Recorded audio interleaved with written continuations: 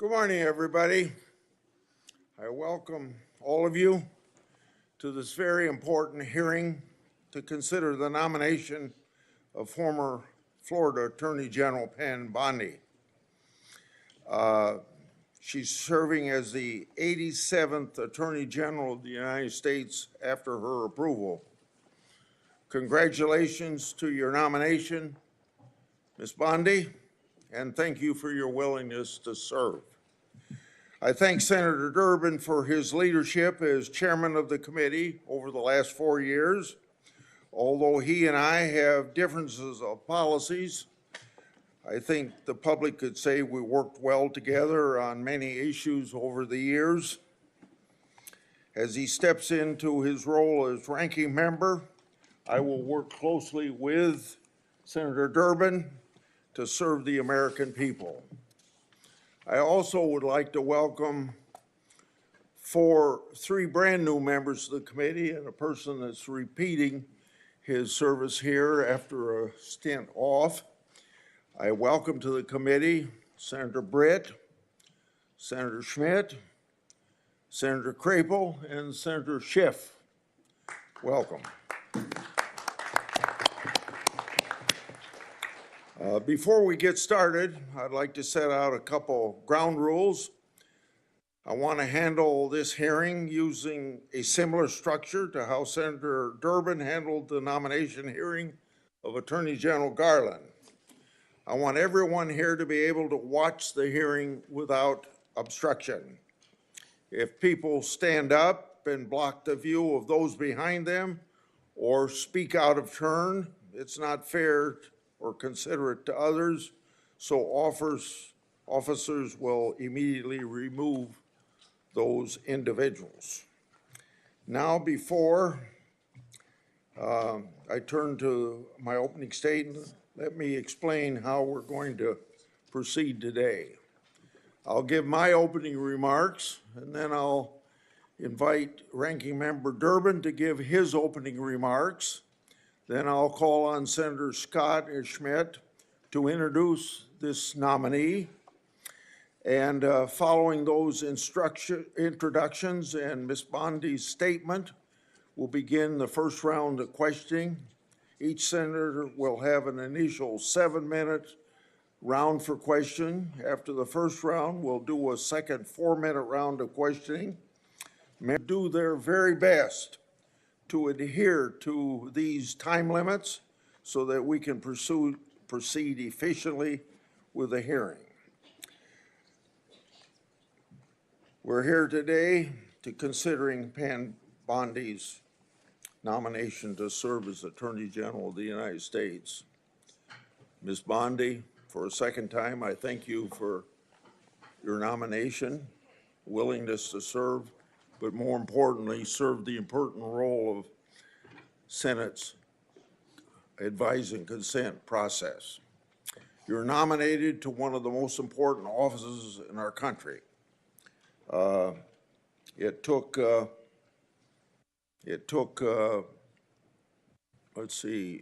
lot of work on your part just to get here today.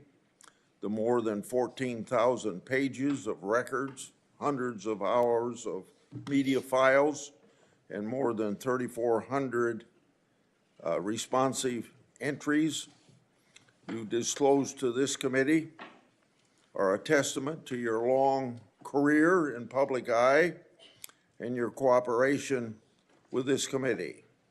I'd like to also thank your family for being here today. I know that many of them have traveled some distance to celebrate with you. I'd like to fairly.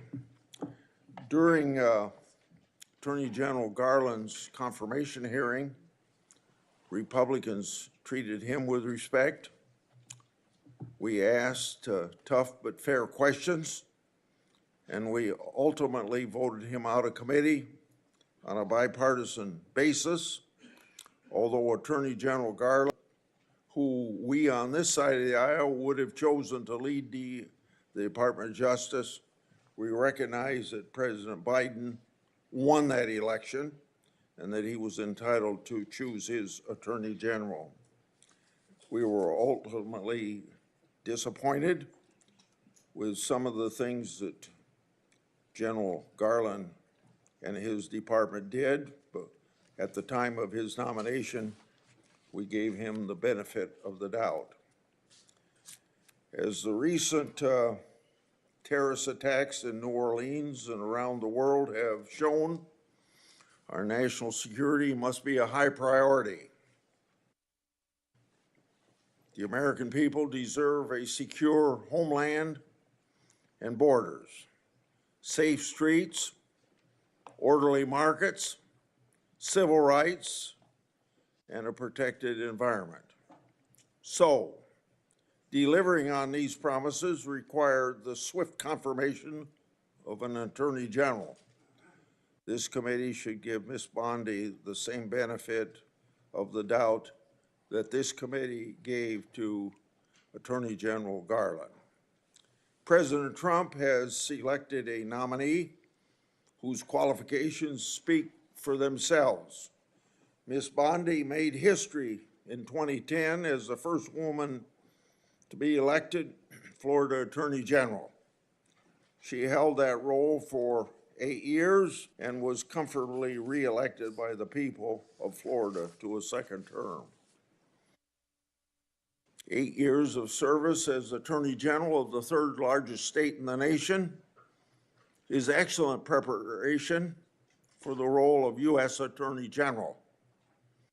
As Florida Attorney General, Ms. Bondi was a member of the Florida Cabinet, chief legal officer of the state, and led a large agency that tangibly impacted people's lives. And by all accounts, Ms. Bondi handled her responsibilities well.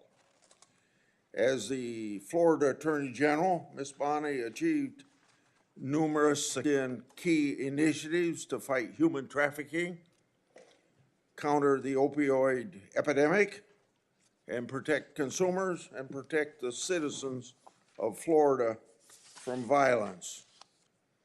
She didn't shy away from hard work or complicated problems.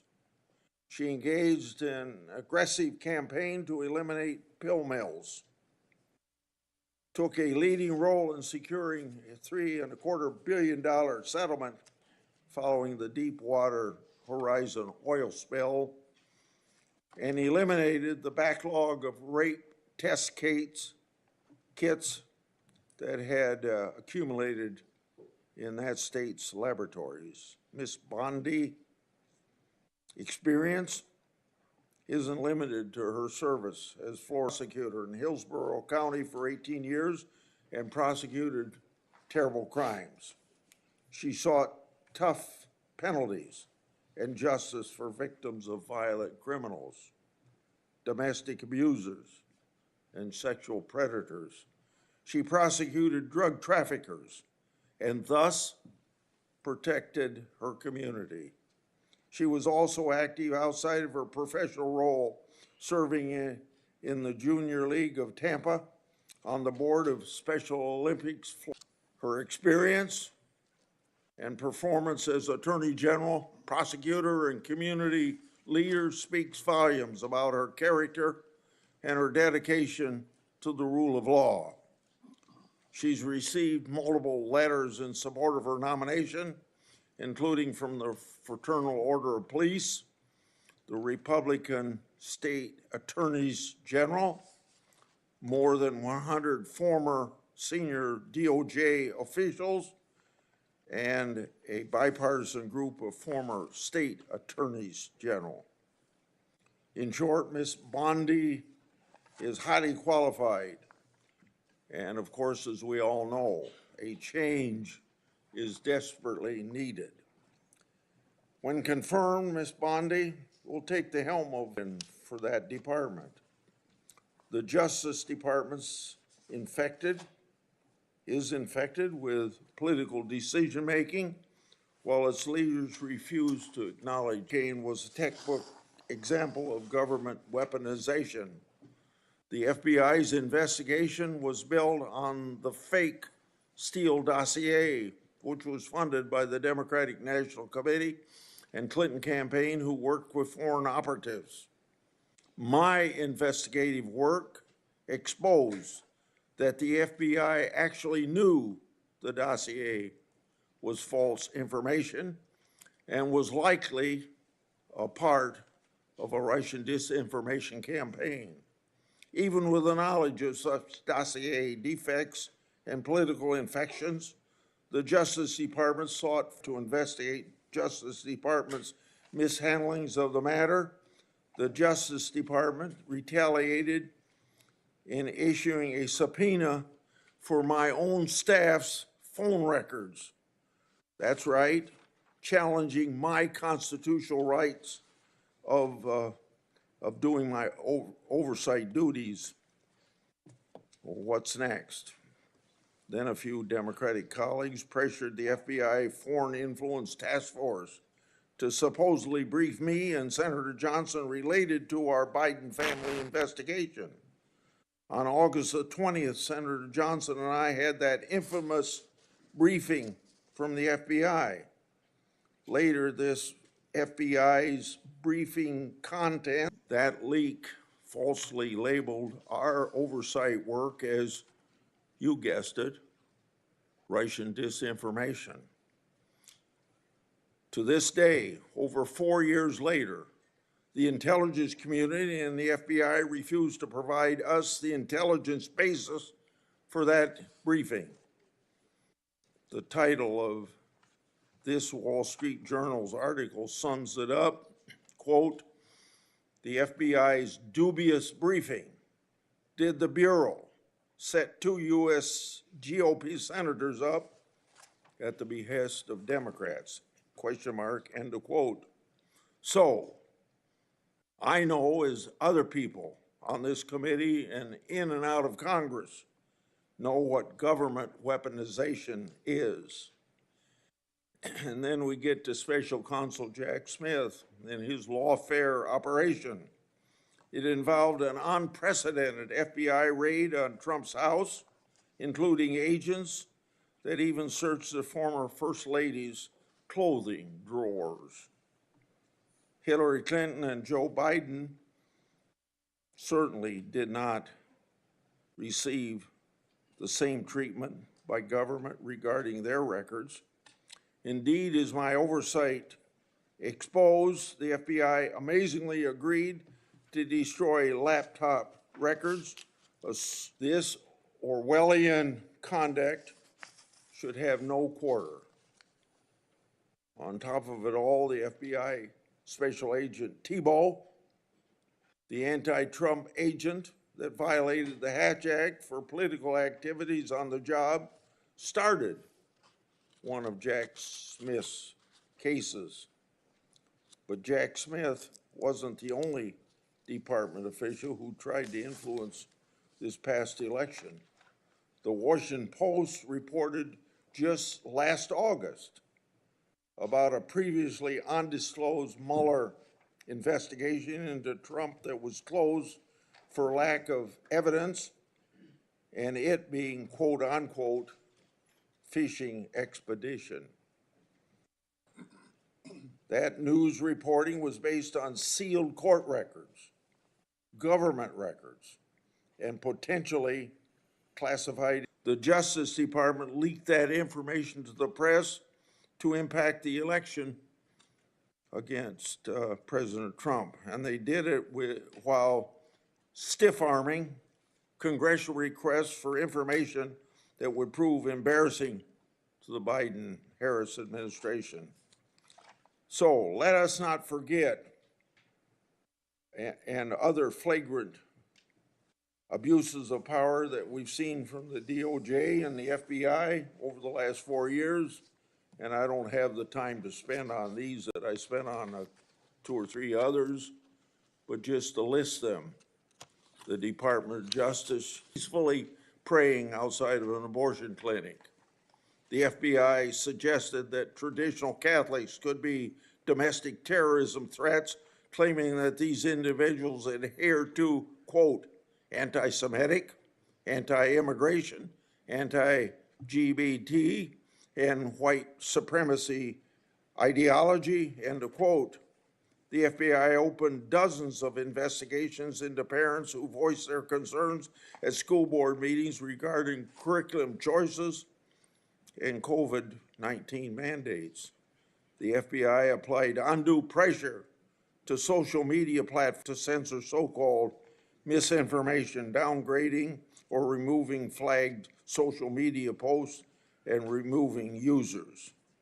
These are only a few particularly egregious examples of rot infesting the Department of Justice. The impact of this political infection in our once storied law enforcement institutions is catastrophic. Conduct has failed to live up to our country's ideals. So, Ms. Bondi, should you be confirmed, the actions you take to change the department's course must be for accountability so that the conduct I just described never happens again. The only way to accomplish this is through transparency for the Congress and the American people. Now to my friend, Ranking Member Durbin. Thank you, Senator Grassley. Several weeks ago, but I spoke to Senator Grassley and he assured me that he's still personally committed, as I am, to maintaining these practices which we've established over the years. Our process is rigorous, and it shows how seriously members on both sides of the aisle take our constitutional responsibility of advice and consent. Ms. Bondi, thanks for coming to my office last week to discuss your nomination. The importance of the Attorney General to our justice system cannot be overstated. As our nation's chief law enforcement officer, the Attorney General oversees the Department of Justice, which is responsible for protecting the civil rights of Americans, economic freedom and opportunity, public safety, and of course, national security. In short, the Attorney General has real impact on America's everyday life. It is critical that any nominee for this position be committed first and foremost to the Constitution and the American people, not any president or political agenda. But President Trump claims he has, quote, an absolute right to do what he wants with the Justice Department. And that's how he conducted his first term. He interfered with the criminal cases of his friends and allies and successfully pressured DOJ to investigate his rivals. He even tried to use the Justice Department to overturn the results of the 2020 presidential election. The president-elect made it clear that he values one thing above all else, and he said it over and over again: loyalty. Speaking about Attorney General Sessions, Donald Trump said, quote, "The only reason I gave him the job is because I felt loyalty. He was an original supporter." But when then Attorney General Sessions did the right thing and recused himself from the Mueller investigation, Trump said he should never have nominated him, and he fired him. Trump then nominated Bill Barr to succeed Sessions. Barr successfully auditioned for the job in an unsolicited memo to DOJ that sharply criticized the Mueller investigation. Once confirmed, Barr misrepresented and blocked the release of the report, intervened in multiple criminal cases of election fraud. But in December of 2020, when Bill Barr finally announced there was no evidence of widespread voter fraud that would change the outcome of the election, Trump dismissed him, fired his second Attorney General. This time around, President-elect Trump has vowed not just to use the Justice Department to advance his political interests, but also to seek, quote, retribution against, quote, the enemy within.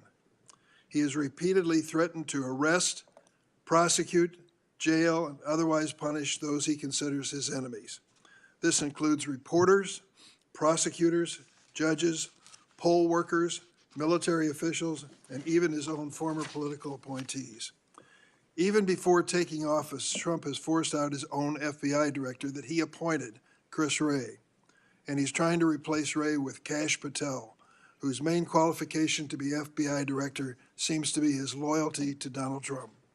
Patel has even compiled an enemies list of, quote, government gangsters to target that even includes former Trump. Trump's approach is a stark interest of the American people, not any one president. For those who need a reminder, Richard Nixon ordered department officials to fire Archibald Cox. the special prosecutor investigating Watergate. Two of those officials, Elliot Richardson and William Ruckelshaus, resigned rather than carry out Richard Obama's Attorney General. A Republican member of the committee emphasized, and I quote, "What we need from our next Attorney General more than anything else is independence." That same member, who now still serves on the committee, said, and I quote, "The job is not to be the president's wingman. The job is to represent all Americans. The Attorney General must be willing to stand up to the president and say no when the office demands it." When Attorney General Irving told Garland, and I quote, "My sole criterion for voting for your confirmation is your pledge to make sure that politics does not affect your job as Attorney General." So the view that the Justice Department must be insulated from political influence should not be weaponized against political rivals has historically been bipartisan, certainly on this committee. At this, not Mr. Trump's view, must prevail. Ms. Bondi, you have many years of experience in law enforcement, including nearly a decade of service as Attorney General in one of the largest states of the nation. But I need to know that you would tell the president no if you're asked to do something that is wrong, illegal, or unconstitutional. Ms. Bondi, you are one of 4 Trump personal lawyers that he has already selected for top positions in the Department of Justice. You joined Mr. Trump in working to overturn the 2020 election. You've repeatedly described investigations and prosecutions of Mr. Trump as witch hunts, and you have echoed his calls for investigating and prosecuting his Brad Raffensperger. We've all heard that audio record you have defended, and it's critical that we understand whether you remain supportive of Mr. Trump's actions. I also have questions whether you will focus on the needs of the American people rather than wealthy special interests. I'm concerned that you failed to identify your extensive lobbying for foreign governments and big corporations as potential conflicts of interest. There will be questions in this hearing on that issue. That's why I've asked the Justice Department and the National Archives for information on your lobbying of the Trump White House and your foreign lobbying disclosures. I'm particularly concerned about your work on behalf of the government of Qatar, which reportedly paid you $115,000 a month to launder their image on human trafficking, an issue of bipartisan concern on this committee. We need an Attorney General who will enforce our antitrust laws to prevent price fixing and monopolies that lead to higher prices for American consumers, not favor corporate John and Uber. I also have questions about some of your actions as Florida Attorney General. I'm concerned that your office failed to investigate more than 24 complaints about the for-profit Trump University after Mr. Trump donated to your reelection campaign and held a fundraiser for you at Mar-a-Lago. In addition, you have a long track record on the issue of TQ rights that needs to be discussed. In contrast, Ms. Bondi, Merrick Garland didn't campaign for President Biden, never served as his personal attorney, never lobbied on behalf of foreign governments and corporate giants. After years of relentless criticism on Attorney General Garland from many of my Republican colleagues, I hope they're prepared to hold you to the same standard. Thank you, Mr. Chairman. Okay, it's now time for senators to introduce the nominee. The first one will be Senator Scott at the table, as you see, and Senator Schmidt is a member of this committee at his place on the dais. Senator Scott, please proceed. Mr. Chairman, ranking member, and committee members, it is an absolute honor to sit before you today to introduce my good friend, Pam Bondi, for her nomination hearing. I'd also like to recognize some important people appearing in support of her today, her husband, John, as well as her mother, father-in-law, sister, brother, sister-in-law, and nephews, friends, and family members of John. Many more would surely be here if space allowed. I can tell you wholeheartedly that President Trump couldn't have a better leader than Pam Bondi for Attorney General. She is undoubtedly qualified, brilliant, and committed to defending and protecting the laws of this nation, and has a track record to prove it. It is no secret that the DOJ is facing a public trust crisis after Democrats spent years weaponizing the justice system and the entire federal government. They become an agency that attacks the American people instead of defending and protecting them. That will change under Pam Bondi. Under her leadership, the DOJ will actually fairly enforce the laws, protect the rights of the American people, and keep our nation safe, and crack down on violent crimes and dangerous drugs. And the American people will trust her to do so. I know that well because I worked alongside Pam Bondi for 8 years when I was governor of the best state in the nation to live, work, and raise a family. Pam was an incredible partner, working to keep Florida safe and uphold the laws of our state, ensuring crime is aggressively pursued by law enforcement and prosecutors. President Trump has made clear that one of his top priorities is to reverse the rising rates of crime, and specifically violent crime, that have plagued our communities over the Pam Bondi is uniquely equipped to advance this priority as U.S. Attorney General because she has a proven track record of success in achieving dramatic reductions in crime and violent crime during her time as Florida's Attorney General. From 2010, the year before she took office, to 2018, the last year she was in office, together, Florida experienced a remarkable 26% drop in overall crime, including a 19.6% drop in violent crime. Aren't just numbers. These are tens of thousands of lives saved and communities improved and made safer and families and businesses protected. As Florida's Attorney General, Pam Bondi also spearheaded other life-saving initiatives like tackling the opioid epidemic and fighting human trafficking. Her achievements are too many for me to list in this short introduction. As U.S. Attorney General, Pam Bondi will restore law and order to the nation. She'll put Americans' interests first and make the nation a better and safer place. I urge every single member of this committee to support my friend Pam Bondi, and I look forward to voting for her confirmation soon on the Senate floor and help her get to work for the American people. Thank you, Chairman.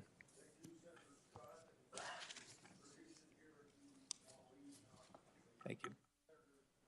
Thank you, Mr. Chairman, Ranking Member Durbin, and members of the committee. It is an honor for me and a privilege to introduce Pam Bondi, President Trump's nominee to be the 87th Attorney General of the United States. I have known and worked closely with Pam for years, and I'm glad to call her a friend. When Pam was nominated by President Trump, my reaction was, this is a home run. As many of us are, I was only to be outdone by Senator Graham, who described the nomination as a grand slam, touchdown, hole-in-one, ace, hat trick, slam dunk, Olympic gold medal pick, and he's right. As the letter joined by more than 100 former Justice Department officials put it, quote, it's all too rare for senior Justice Department officials, much less attorneys general, to have such a wealth of experience in the day-to-day work of keeping our communities safe, end quote. Pam exemplifies and personifies the Department of Justice's mission to uphold the rule of law, to keep our communities safe, and to protect our rights and liberties as Americans. Pam has distinguished herself in her career in public service that has taken her from her small-town upbringing in Temple Terrace, Florida, and Stetson University College of Law. She started her career as a local prosecutor in Hillsborough County, Florida. As a local prosecutor for nearly 2 decades, Pam kept her community safe, prosecuting violent criminals, drug dealers, those who had threatened the local community, and those who stood in opposition to the rule of law.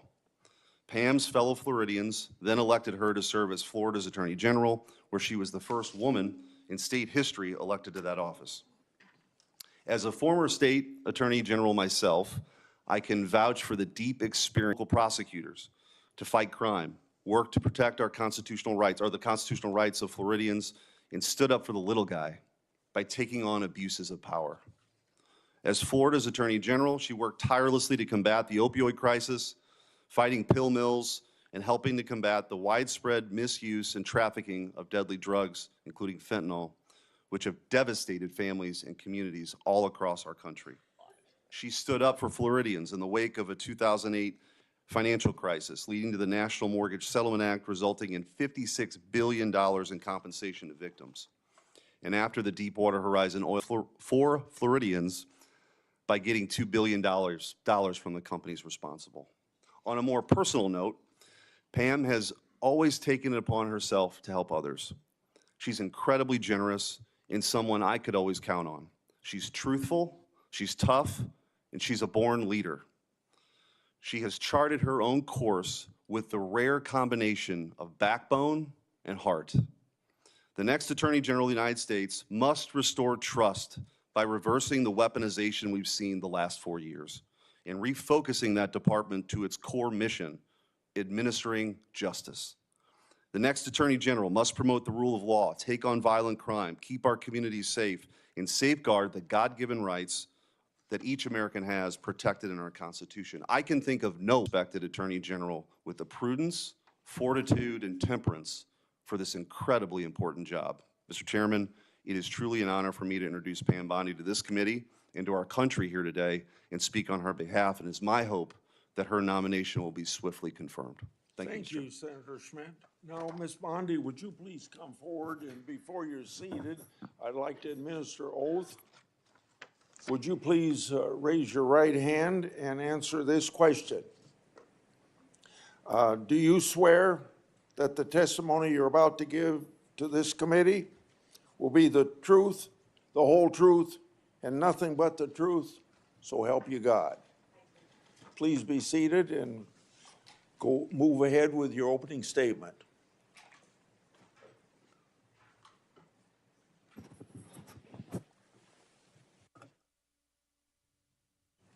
Thank you, Chairman Grassley, Ranking Member Durbin, and members of the Senate Judiciary Committee. I've had the opportunity to meet with almost all of you, and I greatly appreciate that.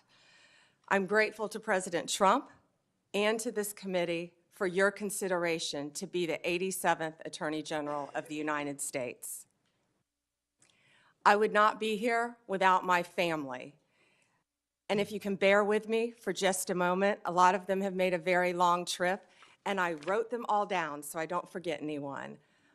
My beautiful mother, who I wouldn't be here, a retired kindergarten teacher, would not be here without my mom. As of a week ago, it was 12 years since we lost my dad to leukemia. Feels like 12 days.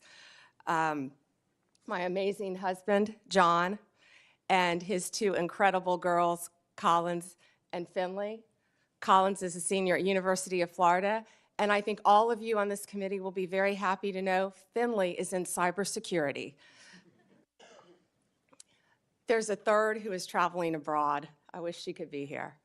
My amazing father-in-law, David, my sister, Beth, my brother-in-law is home with my niece, my nephews, if you could just raise your hand, Evan, Jake, and soon-to-be niece Savannah,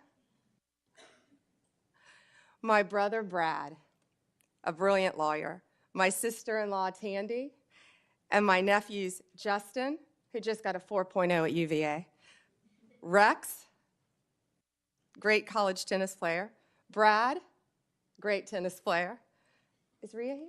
And my niece, my beautiful niece, Rhea, and the little guy is in school because he's 10.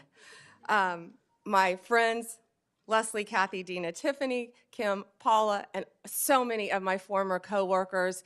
And Ranking Member Durbin, if you want to get dirt on me, these women have known me since I was a child.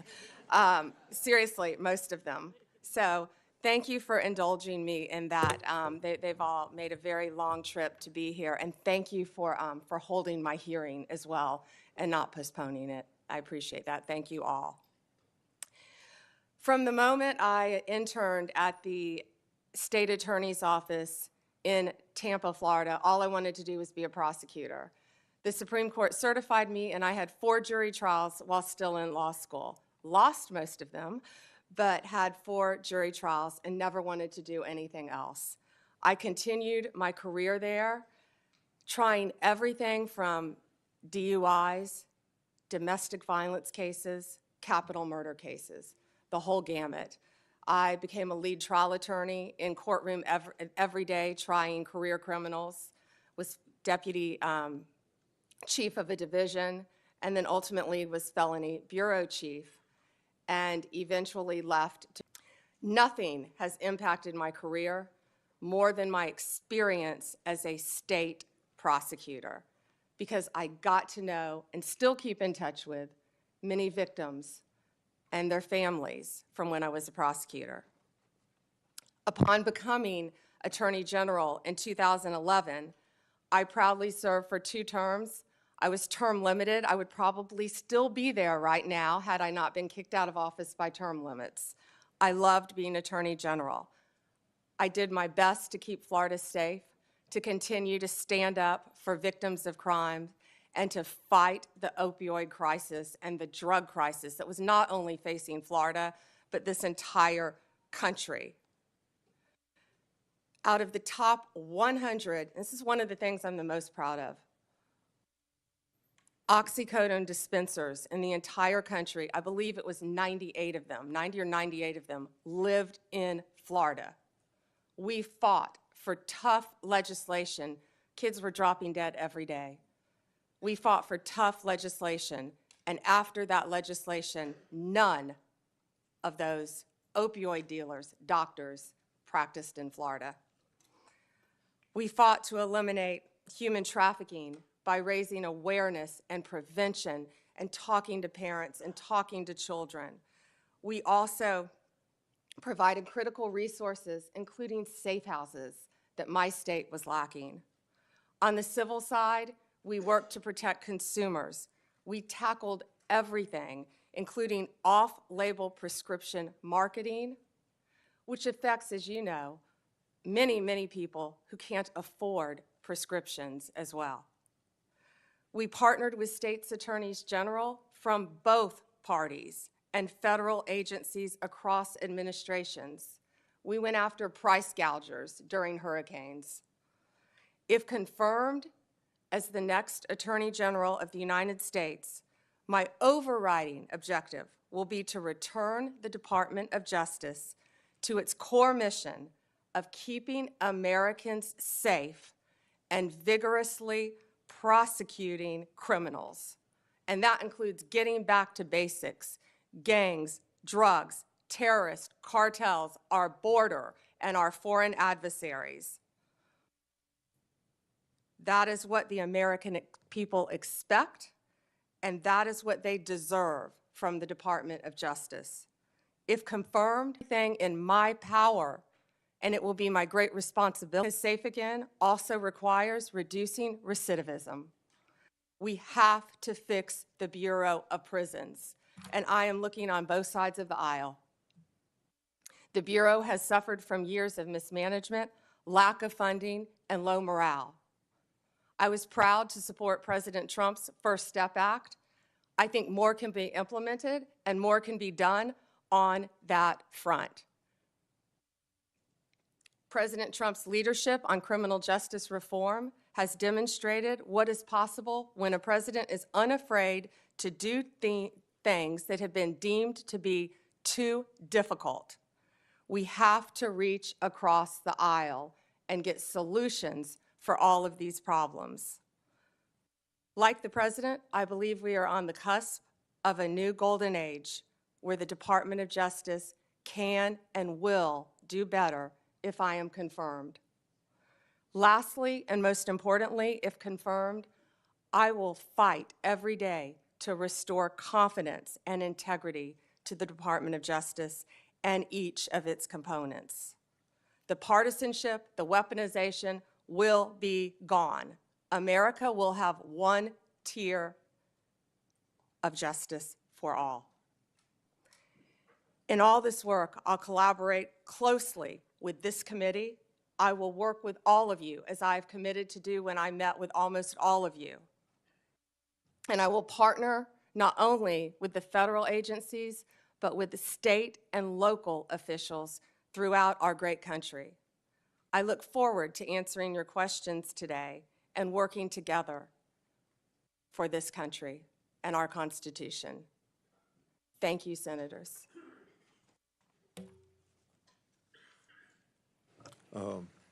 People the way that Senator Durbin would say so on their arrival or here by seniority, in the same way that on the House side. In all this work, I'll collaborate closely with this committee. I will work with all of you, as I've committed to do when I met with almost all of you. And I will partner not only with the federal agencies, but with the state and local officials throughout our great country. I look forward to answering your questions today and working together for this country and our Constitution. Thank you, Senators. I will ask first questions, and Senator Durbin, and then I'll call on the Democrat people the way that Senator Durbin, in the same way that on the House side. And I'll make sure that I don't abuse the 7 minutes. I want you to have your attention on this binder that I put up here. It gets to a key factor of each senator's role in oversight. It contains component agencies with many of those letters in there to the FBI. Adding letters to the Inspector General, that would be about 165 letters. So I've sent more letters since you've been in my office before Christmas. Should you be confirmed, 144 letters will be your responsibility. The responses I have received so far fall in 2 categories. First, they weren't answered at all. Second, I received a response, but it didn't fully respond. Said another way, the Justice Department merely sent me words on a piece of paper. So, should you be confirmed, you'll have an obligation to respond even to the minority and consider a letter from them, even if my signature's not on it, as they want information. Will you commit to responding to my oversight requests as well as the requests of other members of the committee? Chairman, either I or my top staff will personally review the letters and do everything we can to respond to you. Your tenure as Florida Attorney General was against pill mills, human trafficking. You eliminated a backlog of rape test kits in state labs. You fought against organized retail theft, and you were known to stand for law and order. With such achievements, it's easy to see why the people of Florida re-elected you in 2014 and why President-elect Trump nominated you to serve as the nation's chief law enforcement officer. So this gives you a chance to tell us on this committee and the people of this country what you're proud of is your record as Attorney General of Florida. Thank you, Chairman Grassley. I was truly honored to serve the people of the state of Florida for 8 years, but it was a team effort. We did a lot to fight crime, and I've been reminiscing a lot since I was asked to take this nomination. Opioids, as I talked about, were a top priority right when I took office. When I was running for office, I went through the entire state of Florida. Parents were walking up to me, handing me pictures of their children who were deceased from opioid abuse. After I was elected, I took those pictures and I framed them in my office as a goal of stopping that fight, which I talked about in my opening statement. And if U.S. Attorney General, I'll bring those pictures back out, and they will be there to inspire me on the further drug abuse we're facing throughout this country. We also learned that something else was happening. Pregnant women were having babies as a result of being opioid dependent. We call it neonatal abstinence syndrome. We fought to educate mothers. We fought that issue as well. Fentanyl was wreaking havoc in our country, but it was just getting started. I actually fought my own party a bit on scheduling fentanyl because at that time people thought it was something you merely got in the hospital on a patch after surgery. Apples and oranges, and boy, do we all know that now, the difference. Fentanyl is raging throughout our country, and I will do everything I can to fight that with the agencies that fall under the Department of Justice. Human trafficking became a top priority for me as Attorney General. I had the opportunity on a bipartisan trip to go to Mexico, and the one thing I found out there, they were doing better than we were. They had safe houses. I saw things I never dreamed I would see, and all of these things in my past have formed the person I am right now sitting here before you. I came back to Florida. We started a human trafficking council, and we partnered with others, and we expanded and added safe houses in the state of Florida. I don't know how many are in this country right now, but I would like to partner with both sides, if confirmed, to continue those efforts. I'd like to interrupt you Yes, sir. and go to another question. And I'll have another round so you can finish on that point. I'd like to ask you about something that's central to fighting government waste and fraud. The False Claims Act calls me once a year. He called me yesterday to tell me the success of the False Claims Act. Since 1986, when I got it passed and President Reagan signed it, it's brought in $78 billion as of yesterday, his report, $2.9 billion for the year of 2024. Most of that's because of patriotic whistleblowers who found the fraud and brought the cases forward at their own risk. The Supreme Court has long upheld the law's constitutionality, but I want you to know your view. Is the False Claims Act constitutional? Before you answer that, one time in the 1990s, one of the attorney generals said it wasn't constitutional, and when that same person by the name of Barr was back 5 years ago to be attorney general, he said it was constitutional. So if confirmed, will you commit? Well, answer that first question. Do you think it's constitutional? Would you defend the constitutionality of it I before the would Supreme? defend the constitutionality, of course, of the False Claims Act, Senator. Last question, if confirmed, would you commit to continuing DOJ's defense of the constitutionality of it? And will you assure the entire staff and funding levels to properly support and prosecute false claim cases?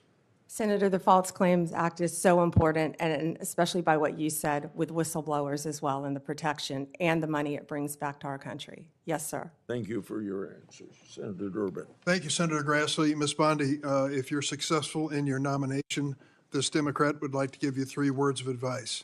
Answer Grassley's letters. You'll never hear the end of it if you don't. At issue, I believe, in this nomination hearing is not your competence nor your experience. At issue is your ability to say no. More than any other cabinet official, the Attorney General has to be prepared to put the Constitution first and even tell the President of the United States you're wrong. Costs of such a decision are well documented.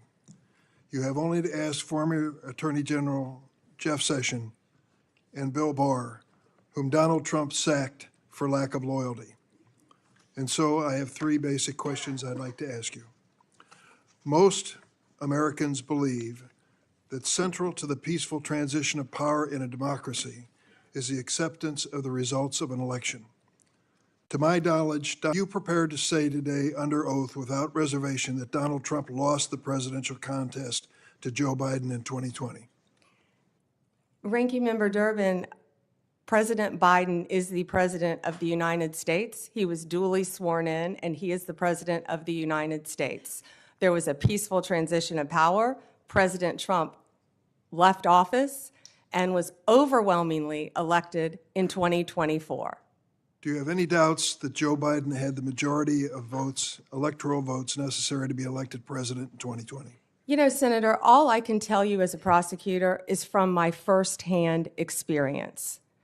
And I accept the results. I accept, of course, that Joe Biden is President of the United States. But what I can tell you is what I saw firsthand when I went to Pennsylvania as an advocate for the campaign. I went many things there. But do I accept the results? Of course I do. Do I agree with what happened? And I saw so much, you know, no one from either side of the aisle should want there to be any issues with election integrity in our country. We should all want our elections to be free and fair, and the rules and the laws to be followed. I think that question deserved a yes or no, and I think the length of your answer is an indication that you weren't prepared to answer yes. Have you heard the recording of President Trump on January 2nd, 2021, when he urged the Secretary of State of Georgia to, quote, find 11,780 votes and declare him the winner of that state? No, I've heard, Your reaction to President Trump making that call? I would have to listen to the tape, Senator. Well, the quote that I give you is exact. He said to the Georgia Secretary of State, find 11,780 votes. Do you have the entire context of that call? I feel like it was much longer than that and may have It been is. taken out of It context. was an hour long. Right. And you can certainly listen to it. I hope you will. Every American should. As a former prosecutor, are you not concerned that the President of the United States called a state election official and asked him to find enough votes to change the results of the election? Senator, I have not listened to the hour-long conversation, but it's my understanding that is not what he asked him to do. You need to listen to it. Let me ask a third question. Do you believe that the January 6 rioters who've been convicted of violent assaults on police officers should be pardoned? Senator, if confirmed as Attorney General of the United States, the pardons, of course, fall under the President. But if asked to look at those cases, I will look at each case and advise on a case-by-case basis, just as I did my entire career as a prosecutor. You also advise the President on pardons as part of your responsibility as Attorney General. And so I'm asking you, do you believe that those who've been convicted of the January 6 riot, violent assaults on our police officers, should be pardoned? That's a simple question. So, Senator, I have not seen any of those files, of course. If confirmed, and if asked to advise the President, I will look at each and every file. But let me be very clear in speaking to you. I condemn any violence on a law enforcement officer in this country. Let me ask you about your work as a lobbyist for Ballard Partners. You did not list your current position as a partner at the lobbying firm, nor the work you've done for your Ballard Partner clients, such as lobbying for the country of Qatar for $115,000 a month, and for corporate giants does not constitute potential conflicts of interest. Well, Senator, first, that was the amount my firm received. I believe multiple people represented the country of Qatar within my firm. My role, and I am very proud of the work that I did, it was a short time and I wish it had been longer for Qatar, was anti-human trafficking efforts leading into the World Cup, which is something I'd like to talk about later too. I was registered as FARA along with many members of my firm. That was the sole portion of my representation for Qatar. Now, if there are any conflicts with anyone I represented in private practice, I would consult with the career ethics officials within the department and make the appropriate decision. I would also like to point out to you, I don't believe that I would be the first Attorney General who has represented and advocated for businesses in their past. Of course not. The question is whether you will recuse yourself from any case involving your Ballard clients. One of those clients was the GEO Group, was it not? GEO, yes. A private prison company you lobbied for. It manages correctional institutions and detention facilities. The GEO Group has faced criticism for safety violations, inadequate health care, and poor management. The U.S. Immigration and Customs Enforcement is GEO's largest source of revenue. Under the Trump administration, GEO stands to earn hundreds of millions of dollars by detaining immigrants if there is this mass deportation. Would you sense any conflict of interest if you're asked to judge the performance of this government contractor? Senator, I will consult with the career ethics officials within the Department of Justice and make the appropriate decision. Thank you, Mr. Chairman. Senator Graham. Thank you. Congratulations. Thank You you. forgot to say that John's family was from South Carolina. The upstate, I'm sorry. Yeah. I'll give you a pass on that. From Anderson, by the way. So, listen, President Trump asked a bunch of us, who would you pick for Attorney General? How many of you got asked that on our side? Probably didn't ask Dick, but he asked me. I said Pam Bondi. That's like an easy decision. I couldn't think of anybody more qualified, that he knew, that he trusted. And it's okay to have, you were his lawyer, right? Yes, sir. I represented him when they tried to impeach him the first time as part of White House Counsel Office of Special Counsel. Being Trump's lawyer prepares you for many things. So, yeah, you have a longstanding relationship with the president. He trusts you. That's a good thing. That's probably why President Kennedy picked his brother, Bobby Kennedy. I guess you can say no to your older brother. I'm sure he would. But this idea there's something bad is ridiculous. Who do you pick? You pick people you know. You pick people you trust, people that you're qualified. I'm glad he picked you. He knows you, he trusts you, and you're highly qualified. So the idea that there's something wrong with that is just absolutely the job you're about to have here. Do you support making certain drug cartels in Mexico foreign terrorist organizations? Senator, I personally went to Mexico. And they are a grave and violent threat You to our consider country. Yes, Senator. Advising the president? Good, good. Now, when it comes to Crossfire Hurricane, are those days over if you're Attorney General? Absolutely. Okay. Lake and Riley, are you familiar with that case? Sadly, I am, Senator Graham. Do you know why he was paroled to the detention capacity at the Central Processing Center in El Paso, Texas? Now, that's not your call. You'll be DOJ. But do you agree with me that the statute regarding parole doesn't allow parole to be based on we don't have detention beds? There's nothing in that statute would authorize parole based on lack of capacity. Are you familiar with that statute? Yes, sir, and that's frightening. Yeah, well, it's frightening. Are you going to fix it? I am going to do everything in my power to fix it if confirmed as Attorney You're going to General. advise President Trump we need more beds. Tom Homan's the guy that's going to do this, but would you as Attorney General say we need more bed space so Lake and Raleigh never happens again? Senator, my job, if confirmed as Attorney General, will be to keep America safe. Do you think we And need that more include- detention space? And that includes having enough space for violent criminals, for people that should not be in this country who Yeah. have committed violent crimes. To And the Lake public.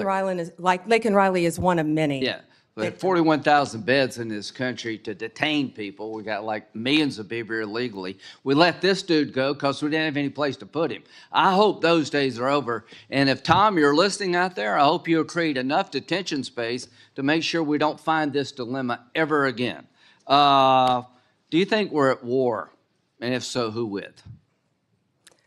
Oh, Senator, we're at war on so many fronts. Are we at war with ISIS? Of course, we're at war with ISIS. They're at war with us. Do you agree with that? Absolutely, Senator. Do you think since our withdrawal from Afghanistan, threats to our homeland have gone up from ISIS? Yes. Okay, March 7th, 2024, General Corella.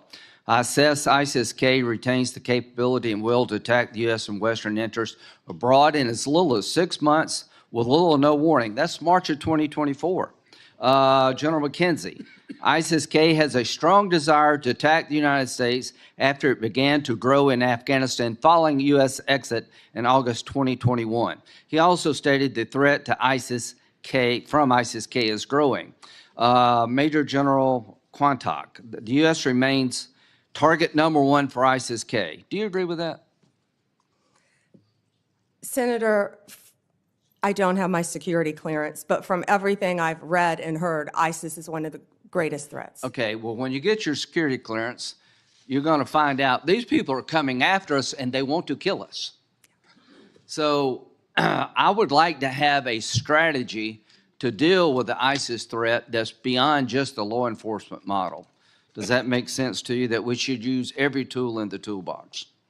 Senator, that includes wrapping in our state and local officials too, and better cooperation throughout our country and our world. I totally agree. Do you support reauthorizing FISA in 2025?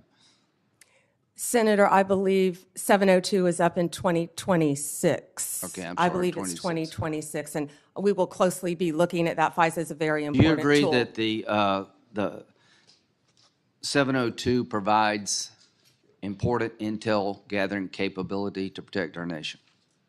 Extremely important. Okay. So, Pam, you're about to step into a job that's one of the most important jobs in any democracy. Let's go back to pardons. If I'm a a lawyer for somebody in jail, would you promise to listen to the application and read it before you made a decision? Yes. Okay, no matter who you are. Good. That's the way it works. People want to bargain with you up here. Will you do this? Will you do that? All I ask you, call it as you see it. Hire good, competent people and give the president the best legal advice you can. Run the Department of Justice in a manner that other people would want to join it one day. Growing up, I had a fondness for the FBI. I watched the show, I think it's every Sunday. Wanted to be an FBI agent. Right now, the FBI needs an image overhaul. So you have a real task ahead of you in two areas: to restore trust to many Americans who have lost trust in the Department of Justice, and to make sure that this country is safe from drug cartels that are killing 3,000 Americans every 2 weeks for money, to go after these people and to protect American history. And I look forward to supporting you. Thank you, Senator. Senator Whitehouse. Thank you, Chairman. Welcome, Ms. Bondi. Thank you, Senator, and thank you for meeting with me. I greatly appreciate that. It was a pleasure. Ms. Bondi, you were a courtroom prosecutor for a great many years. As a courtroom prosecutor, did you ever have an enemies list? No, Senator. And you went on to be Florida's Attorney General. As Florida's Attorney General, did you ever have an enemies list? No, Senator. As Florida's Attorney General, you were responsible for hiring into the Florida Department of Attorney General, correct? Senator, the Attorney General's office, 100 lawyers. Only California and Texas are our bigger offices. And you were So, responsible yes. for hiring into that office while you were Attorney General? Yes, Would you Senator. have hired someone into the Florida Attorney General's office who you knew had an enemies list? Senator, to cut to the chase, you're clearly talking about Kash Patel. I don't believe he has an enemies list. He made a quote on TV, which I have not heard. I saw your Patel has had 60 jury trials as a public defender, as a prosecutor. He has great experience in the Intel Department, Department of Defense. I have known Kash, and I believe that Kash is the right person at this time for this job. You'll have the ability to question Mr. Patel. And I'm when- questioning you when right you now do. about whether you will enforce an enemies list that he announced publicly on television. Oh, Senator, I'm sorry. There will never be an enemies list within the Department of Justice. Thank you. The FBI's, what is the FBI's role in national security and counterterrorism, and how important is that role? You know, Senator, I believe now more than ever, counterterrorism is so important and vital in our country. We are facing such incredible threats here and abroad. If I'm sure many of you saw former FBI Director Wray's interview on 60 Minutes, he talked about the threats that, frankly, again, I don't have my security clearance, Yeah, but the but threats given that- facing us, Senator, from China right now that are so great. Given the that- sleeper cells within our country. Given that importance, is it responsible to call for shutting down the FBI's counterterrorism and national security work? And will you, as Attorney General, impede or shut down the FBI's counterterrorism and national security work? Senator, questions. Senator, I believe that national security is vital right now for our country on so many fronts. I could continue to And discuss the many FBI's others. role in that, And the FBI plays a vital role in counterterrorism which you throughout will our or will world. not shut down? I will look at each agency. I have no intention of shutting anything down right now, Senator. I am not in that office yet, and if confirmed, I will look at each individual. You have said that Department of Justice prosecutors will be prosecuted in the Trump administration. What Department of Justice prosecutors will be prosecuted and why? I said that on TV. I said prosecutors will be prosecuted, to finish the quote, if bad. Investigators will be investigated. You know, we all take an oath, Senator, to uphold the law. None of us are above the law. Let me give you a really good example of a bad lawyer within the Justice Department. One of the most important things we can do in this country. So will everyone be held to an equal equal, fair system of justice. If I am the next Attorney General, absolutely, and no one is above the law. Under what circumstances will you prosecute journalists for what they write? I believe in the freedom of speech. Only if anyone commits a crime. It's pretty basic, Senator, with anything, with any victim. And this goes back to my entire career for 18 years as a prosecutor and then 8 years as Florida's Attorney General. You find the facts of the case, you apply the law in good faith, and you treat everyone fairly. And it would not be appropriate for a prosecutor to start with a name and look for a crime. It's a prosecutor's job to start with a crime and look for a name, correct? Senator, I think that is the whole problem with the weaponization that we have seen the last 4 years and what's been happening to Donald Trump.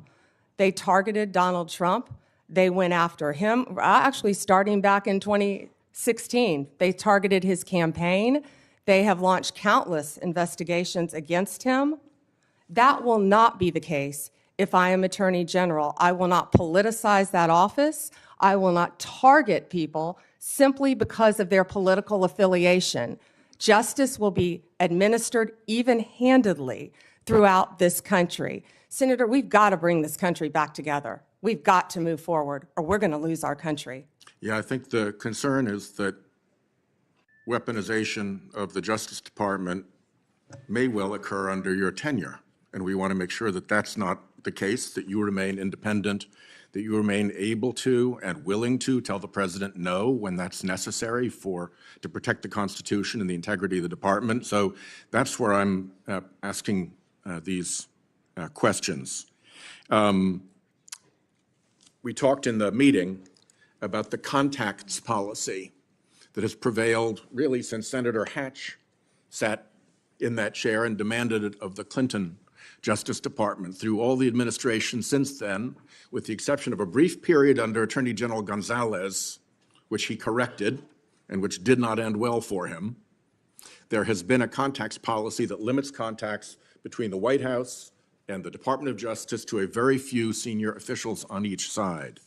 In your role as Attorney General, if you are confirmed, will you maintain, defend, and enforce that longstanding contacts policy? Senator, yes, I will meet with White House counsel, and I will meet with the appropriate officials and follow the contacts policy. My time has expired. Thank you, Ms. Bondi. Senator Cornyn. Ms. Bondi, your testimony is music to my ears. Thank you.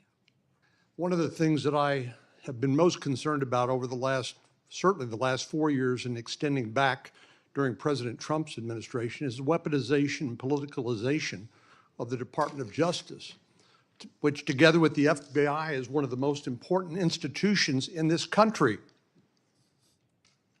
If people don't trust that their elected officials will faithfully enforce the law or administer equal justice under the law, they've lost faith in America.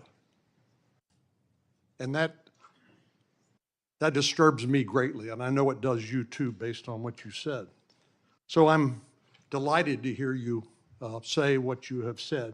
But I want to talk about some specific topics. Time is short. First, the border. I believe President Biden and Vice President Harris had presided over one of the biggest humanitarian and public safety disasters in American history. Senator Cruz and I represent a state with 1,200 on the border. Fentanyl poisoning is the most common cause of death of young people between the age of 18 and 45. We know where it comes from. Yes. The precursors come from China. They go to the cartels, they mix them up, make them look like innocuous pills, and young people take them and die. It's just that simple and that tragic. So there's just so much that we could talk about with regard to the border, but You know, I know people voted for President Trump in large part because of his promise to restore security at the border. Will you do everything within your power as Attorney General to enforce the laws on the books, including the President's executive orders, which I anticipate he will be signing on January the 20th when he is sworn in, and help do everything you can and the Department of Justice can is to restore security to our southern border? Yes, Senator, absolutely. One example is, of course, if you come here to the from anywhere in the country and you show up at the border under the Biden and Harris administration policies, you'll simply be released into the interior of the country, either to await a trial date, which may never occur due to the enormous backlog, or you will simply be paroled. And I know parole has a special connotation in the criminal law, but in this context, as you know, it's designed to be administered on a case-by-case basis. Yet President Biden and Vice President Harris had granted parole, that is, released people into the United States on a local basis, or anybody who shows up, or because they don't have the detention facilities to keep them. So do you believe Lake and Riley would be alive had enforced the law and secured the border? Senator, he should not have been in our country, and then Lake and Riley would have been alive. And I don't think it's just Lake and Riley. There are so many victims throughout our country. Not only that, we're all familiar with the violent gangs who are coming into our country, walking into our country freely through the open border. The cartels, the gangs, Venezuela's, let people out of their prisons. It's been reported. I don't have the security clearance yet to see what's happening, but I know, we all know, there are criminals throughout our country, and it is my commitment to you on both sides of the aisle that I will do everything in my power with the agencies that fall under me, if I am confirmed, to make America safe again. We have to do that, Senator. Well, many of us, of course, see classified information on the Intelligence Committee or just generally in our duties as a senator. And so you're not going to feel any better about the blinking lights, the danger that Director Wray has talked about.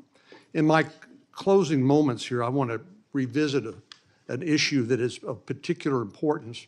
60% of the President's daily brief, which is the intelligence brief that the Director of National Intelligence and the CIA Director delivered to the President, comes from Section 702 of the Foreign Intelligence Surveillance Act. I've called this the most important law that most people have never heard of. I know you have, and you're familiar with it, but I want to ask you a few questions about that. It's been called the crown jewel of U.S. intelligence. And of course, it cannot be legally used to spy on American citizens. And if it is, it ought to be prosecuted to the fullest extent of the law. I know you would agree with that. But there have been some, as you know, and as you pointed out to Senator Graham, we have a temporary extension of the existing authorization for the use of the intelligence community to target foreign threats to our national security that expires in 2026. And I'd like you just to confirm here on the record that you will enforce that law and you can support the law as it is written. Senator, I haven't read the entire 702 in front of you, but I will commit to reading that and doing everything I can to keep America safe again. Of course you will. So Director Ratliff, who's going to be, I'm going to go to his hearing on for CIA Director. Of course, he was confirmed as Director of National Intelligence. Some have argued that in order to query or look at lawfully collected FISA 702 product, that you need to get a warrant requirement in order to show probable cause that a crime, including espionage, perhaps, has been committed. But Director Ratliff has written that a warrant requirement may not achieve its intended objectives and could hinder national security efforts. Do you share Director Ratliff's concerns? I would read his memo, and I will speak to you after I read his memo, Senator. Well, we need to have I hope you and I can continue this conversation after this, because I think there's a lot of misinformation with regard to how Section 702 works. I'm happen to be one of the members of the Senate Intelligence Committee. We read that product on a regular basis, and it is not used to spy on American people. I think what's fundamentally missing is a lack of trust in the intelligence community, including the FBI, which I'm hoping you and Mr. Patel can restore. Thank you. Thank you. Senator Klobuchar. Thank you. Thank you, Mr. Chair. We had a good meeting this week. Thank you for that. And I appreciated your that work, as well as fentanyl and some of your other prosecution experience. We had some similar backgrounds in doing that. And I want to talk about, first of all, the U.S. Attorney's Office in Minnesota, one of the premier offices in the country. This office has been instrumental in combating violent crime, dismantling street gangs, taking fentanyl off our streets, enforcing civil rights laws after George Floyd's murder, ensuring victims of fraud get justice. Do you agree that it should be a priority to support U.S. attorneys, frontline prosecutors, and case agents who work hard every single day on our streets? Senator, I think that is one of the most important things in our country right now, and there are so many good men and women within the Justice Department throughout our country, as well as all the law enforcement agencies. Yes, they work very hard, and they will be supported. I'm concerned about some of the proposals that could put cuts in the COPS program, burn JAG programs. I know you're familiar with those. Senator Murkowski and I lead those programs.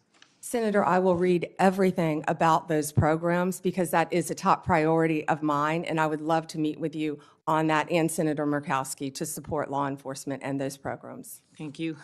Independence from political interference is vital to the legitimacy and success of the Department of Justice. I was honestly troubled by some of the answers to Senator Durbin's questions. We will continue that discussion, I'm sure, on the committee about the election. But I want to focus on the investigation, charging decisions. As a prosecutor, I'm sure you had this experience. I would get calls from people, hey, that's just a kid, give him a break. And I remember one answer I gave was, he's 40 years old, he's not a kid.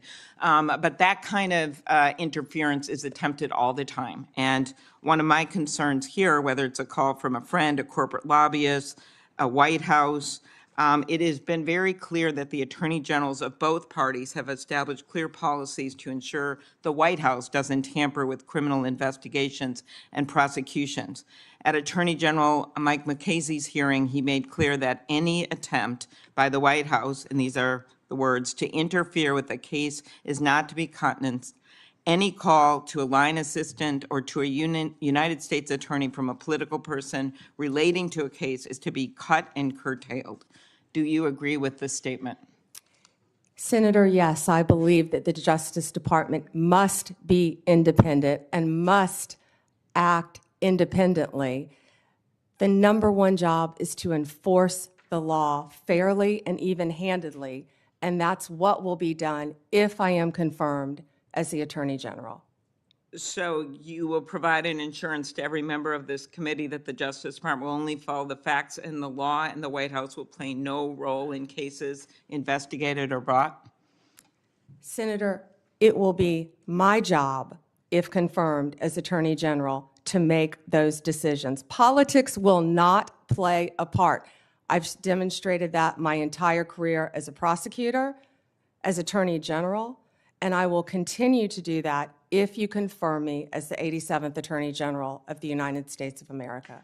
In an earlier question, with some of my colleagues talked about China and the risk, yet you have a nominee from this incoming administration, Kash Patel, the pick to head the FBI, have serious concerns about him, has referred to the FBI's Intel Division, which is responsible for protecting us from foreign adversaries like China, as, quote, the biggest problem the FBI has had, and he said that he wants to, quote, break that component out of the FBI. Do you agree? I have not seen those comments from Mr. Patel. I would review them, but we have to do everything we can to protect our country. Again, Mr. Patel would fall under me and the Department of Justice, and I will ensure that all laws are followed, and so will he. Okay. There are many decisions made by the FBI director, having seen a number of them do their work, that can be made. While I agree you would be the boss of Kash Patel, I'm not sure that you would be able to intervene with every decision or position that he had or know what he's doing. So let's continue. Do you agree it is a duty of the Justice Department to defend the laws Congress passes? And will you commit to do even when the president may disagree with an act campaigned against its passage or called for its repeal? President Reagan's abysmal argument can be made in its support. So I'm specifically referring to the 2022 law that I long led that we passed to empower Medicare to negotiate drug prices, major savings for seniors. Will you commit to defend the law against the lawsuits from Big Pharma?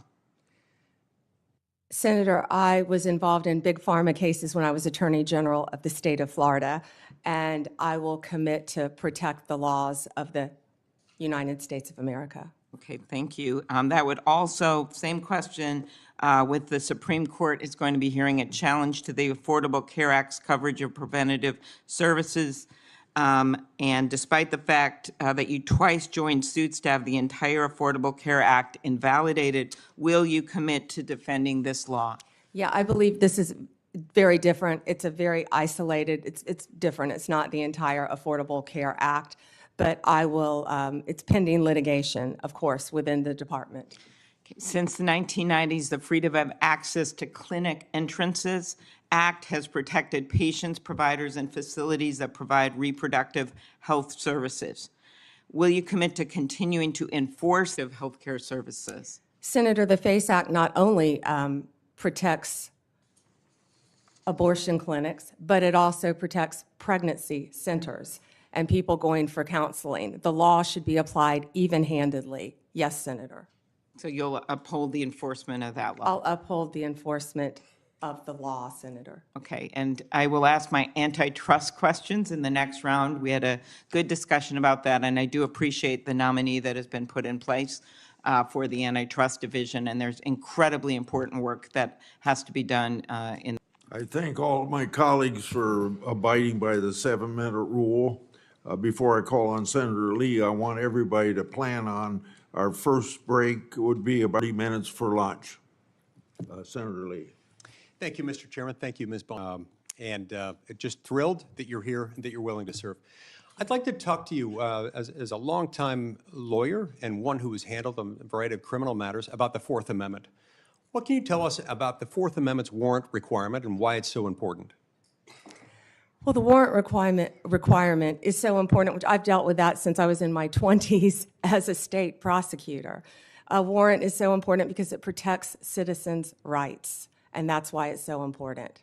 And it does that specifically because under the Fourth Amendment, you're required to go to a judge, and you're required to show a judge evidence providing probable cause, and based on that probable cause, you can describe with particularity the things or persons to be searched or seized. And on that basis, the judge may issue or not issue the warrant, but without it, you can't get it. Now, this is time-consuming, no doubt, right? Oh, I've done many of them, yes. It's very time-consuming, Senator. And there's probably not a law enforcement officer anywhere in the world who wouldn't acknowledge that they could save time if they didn't have to go about it. And yet we require it. Why is that so important that we do it? Well, it's so important for the reasons you just laid out. When I said I've done many of them, I've approved them and not approved them as a state prosecutor, because law enforcement, there are checks and balances, and law enforcement must bring these warrants to prosecutors to see if there is sufficient evidence. Then after that's done, they have to take them to a judge to have a judge sign them. So there have to be sufficient checks and balances throughout our system. So even after you as Attorney General, as the chief law enforcement officer and prosecutorial authority in the state of Florida approved it within your office, you still had to go to the judge. And if it was late at night, early in the morning, didn't matter when, you had to find a judge.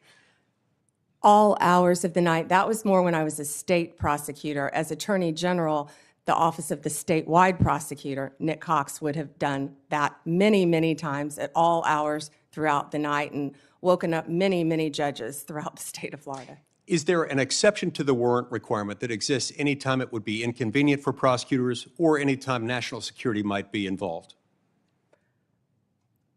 I'm not certain about national security, but absolutely no for a state prosecutor. Right. Yeah, there's no exception. There's no catch-all exception that just says this is important or it would be inconvenient for the prosecutor, and with good reason. Right. We've learned through sad experience over many hundreds of years, not only in our own country, but also in that of our mother country, what happens when you don't have this in the loop.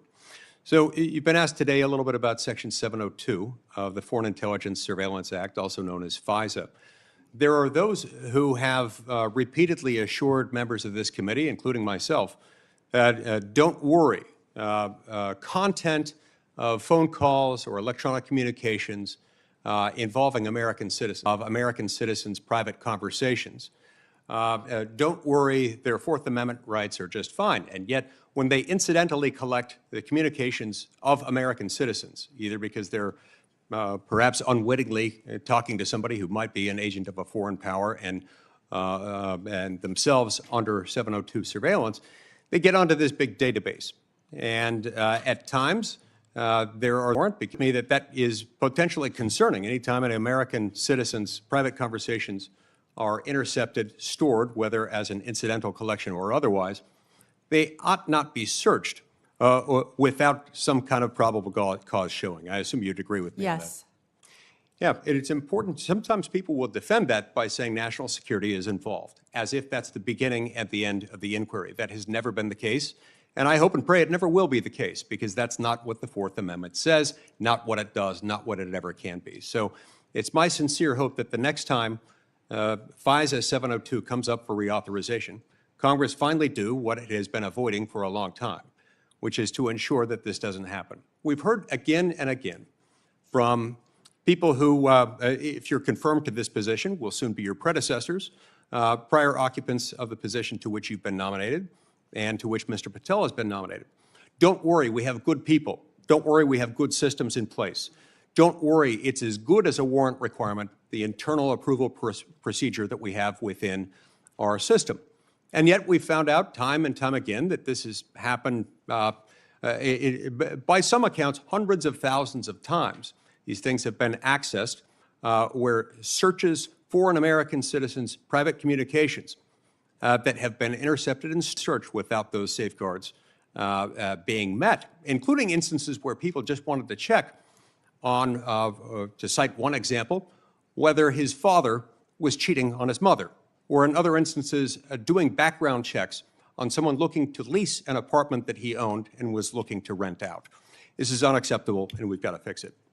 Speaking of unacceptable, we have seen over the last few years the weaponization of government, specifically within the Department of Justice, against law-abiding Americans. Law-abiding Americans whose offense was something along the lines of, them exercising their constitutional rights, ranging from Catholics attempting to practice their faith, to parents showing up to school board meetings, to people showing up to engage in peaceful protesting outside of abortion clinics.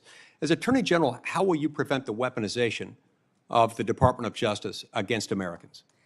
And Senator, you just gave the classic example of what's been happening regarding the weaponization.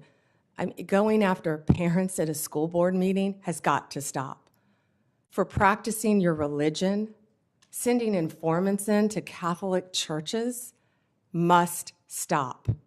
What about branding parents as domestic terrorists or trying to incarcerate one's political opponent as a sitting president of the United States? Will stop, must stop. Your Senator. It is exactly the sort of answer I was hoping and expecting to receive from you, and I look forward to doing everything I can to help get you confirmed. I've been pleased with your answers thus far of the United States. You have my emphatic support and my vote. Thank you, Senator. Senator Coons. Thank you, Mr. Chairman. Welcome, Attorney General Bondi, and to your family and supporters. Thank you for your service, and I look forward to our conversation today. I have a simple three-factor test when considering the branch nominees before us. Do you have the qualifications and experience to do the job, policy views to do the job in the best interest of the American people, and the character and integrity to conduct your job, and yours in particular, with the independence that the role requires. You demonstrably have the relevant experience. I understand we will not see eye to eye on some or even many policies, but we had a constructive conversation last week about our shared interest in fighting the opioid epidemic, countering human trafficking, criminal justice reform, and supporting law enforcement. But I need to know that you share a core value, ensuring the Department of Justice remains free from partisan or political influence, in particular by the White House. So I look forward to our discussion about that today. As Attorney General, if confirmed, who would be your client? My oath would be to support and defend the Constitution of the United States of America. The people of America would be my client. And it is also my job to advise the president. My client are the people of America. A simple question of constitutional interpretation. Is President-elect Trump eligible to run for another term as president in 2028? No, Senator, not unless they change the Constitution. Thank you. One of the concerns I've raised with you is safeguarding the Department of Justice's independence in the face of some promises on the campaign trail by then-candidate Trump that he would use the department to target his political adversaries, or that he might interfere with prosecution. What would you do if your career DOJ prosecutors came to you with a case to prosecute, grounded in the facts and law, but the White House directs you to drop the case? Senator, if I thought that would happen, I would not be sitting here today. That will not happen, will not happen. Every case will be prosecuted based on the facts and the law that is applied in good faith. Organized for years and years and years, But let and me, it has if to I might, stop. thank you. Let me, if I might, Madam Attorney General, refer you back to Senator Durbin's opening comments about previous attorneys general, our former colleague Jeff Sessions, Bill Barr. I don't think it's credible to say that it may never happen that the president-elect would direct an unethical or illegal act. I think both of those attorneys general found themselves crosswise with the then president by doing things he didn't welcome or approve of. Just answer the question for me, if you would. I know you may not expect it. I know you wouldn't have accepted this nomination if you thought it possible. But let's imagine that once again, President-elect Trump issues a directive or order to you or to the FBI director that is outside the boundaries of ethics or law. What will you do? Senator, I will never speak on a hypothetical, especially one saying that the president would do something illegal. What I can tell you is my duty, if confirmed as the Attorney General, will be to the Constitution and the United States of America. And the most important oath, part of that oath that I will take, are the last four words, "So help me God." Given the importance of that oath, I hope you can understand the importance of repeated questions from some of us about the importance of having independence in the Department of Justice. It has a long tradition of independent special prosecutors, especially to handle high-profile or often political cases. If you got credible evidence of a criminal violation by a White House official, including even the president, would you bring in a special prosecutor? Senator, that's a hypothetical. I can tell you what I do know is special prosecutors have been abused in the past on both sides. We have seen that for many, many years. They have cost the taxpayers countless dollars, countless. And I will look at each situation on a case-by-case basis and consult the appropriate career ethics officials within the department to make that decision. Attorney General, do you think special counsels need to be confirmed by the Senate? I will follow the law and I will consult with the appropriate ethics officials regarding the law. Right now, they do not need to be Senate confirmed, of course. But you did sign an 11th Circuit brief arguing that they should be. I will follow the law, Senator. That's why I said that. Understood, but I was just getting to the clarity about the difference between a Absolutely. position you've advocated and what the current law is. Thank you for that. Look, bluntly, to me, refusing to answer a hypothetical when there is clear and concrete previous history raises some concerns for me. I think Chris Wray has done an outstanding job as FBI director at avoiding political pressure. And although he was chosen by President Trump, he's being driven out so that he can be replaced. My perception, I've not yet met with Mr. Patel, by a loyalist who has publicly said he will do what the president asks him. Given that Attorney General Barr was asked to go find evidence of election interference and improprieties, went and looked for the evidence and said, I can't find any, and was then dismissed, I'm just going to ask you one last time. Can you clarify for me that in following ethics and the law, you'd be do something improper? Senator, I wouldn't work at a law firm. I wouldn't be to do something improper, and I felt I had to carry that out. Of course, I would not do that.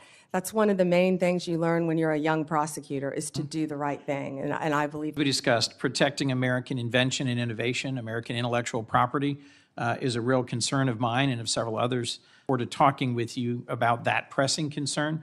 But the most important question I had for you today is whether you will be willing and able to stand up to politicization and interference in the Department of Justice. And I look forward to further clarification from you about the specifics of that. Thank you, Mr. Chairman. Thank you. Thank you. Senator. Senator Cruz would be next, but he's not here, so I call on Senator Kennedy. Thank you, Mr. Chairman. Ms. Bondi, welcome. Congratulations. That legitimacy is important to America's criminal justice system. Yes, Senator. We agree that legitimacy is important to the Department of Justice, which in part administers our criminal justice system. Yes, Senator. And if Americans come to believe that our criminal justice system or our Department of Justice is acting illegitimately, that makes Americans less likely to accept the results of that system, does it not? Yes, Senator. And that makes Americans less likely to follow the substantive laws that we pass that are administered by the Department of Justice. Isn't that true? Yes, Senator. And if that happens, we have chaos, don't we? Chaos. And the social contract is breached, isn't it? Yes. Do you remember a person by the name of Michael Avenatti? Yes. Several years ago, he was a media star here in Washington. An attorney, correct? Yes. He was a media star. And many members of our media loved him because he persistently bashed Donald Trump. And he was on TV every day. He was on CNN more than Wolf Blitzer. Do you know where Mr. Avenatti is today? I believe he's sitting in prison, Senator. He's in jail because he was a crook in the Department of Justice. Yes, Senator. Do you remember a gentleman by the name of Sam Bankman-Fried? Yes, Senator. Boy genius. That he thought he could command the tides. So smart and so powerful and so rich that he would go to meetings with serious people like Bill Clinton, like Tony Blair, looking like a slob, looking like a fourth runner-up to a John Belushi lookalike contest. And he thought it was cute. Where's Mr. Bankman-Fried today? I believe he is in prison, and I believe that's from the Netflix series I saw as well. Because he's a crook. And who helped put him there? The Department of Justice, Senator. Can we agree that there's some really, really good men and women at the Department of Justice? Many, many great men and women in the Justice Department, as well, Senator, as all the law enforcement agencies that fall within the Department of Justice. They're out there risking their lives, especially the law enforcement officers, every single day. Can we agree, though, some bad people at the Department of Justice? Yes, Senator. We don't know for sure because for the last 4 years, the curtains there have been tightly drawn. But I think a minority of people there, have delegitimized America's criminal justice system. The most destabilizing act that I saw in the past 4 years, maybe in the history of the department, is when Attorney General Garland decided on the basis of dubious facts, untested legal theories, to criminally prosecute a former president of the United States. And not only that, this is the special part. He decided to do it after the former president of the United States had announced that he was going to run against Attorney General Garland's boss, didn't he? Senator, are you referring to going after a political opponent? I think so. Now, this is one person's opinion. That kind of stupid takes a plan. And I say that because, number one, this is America.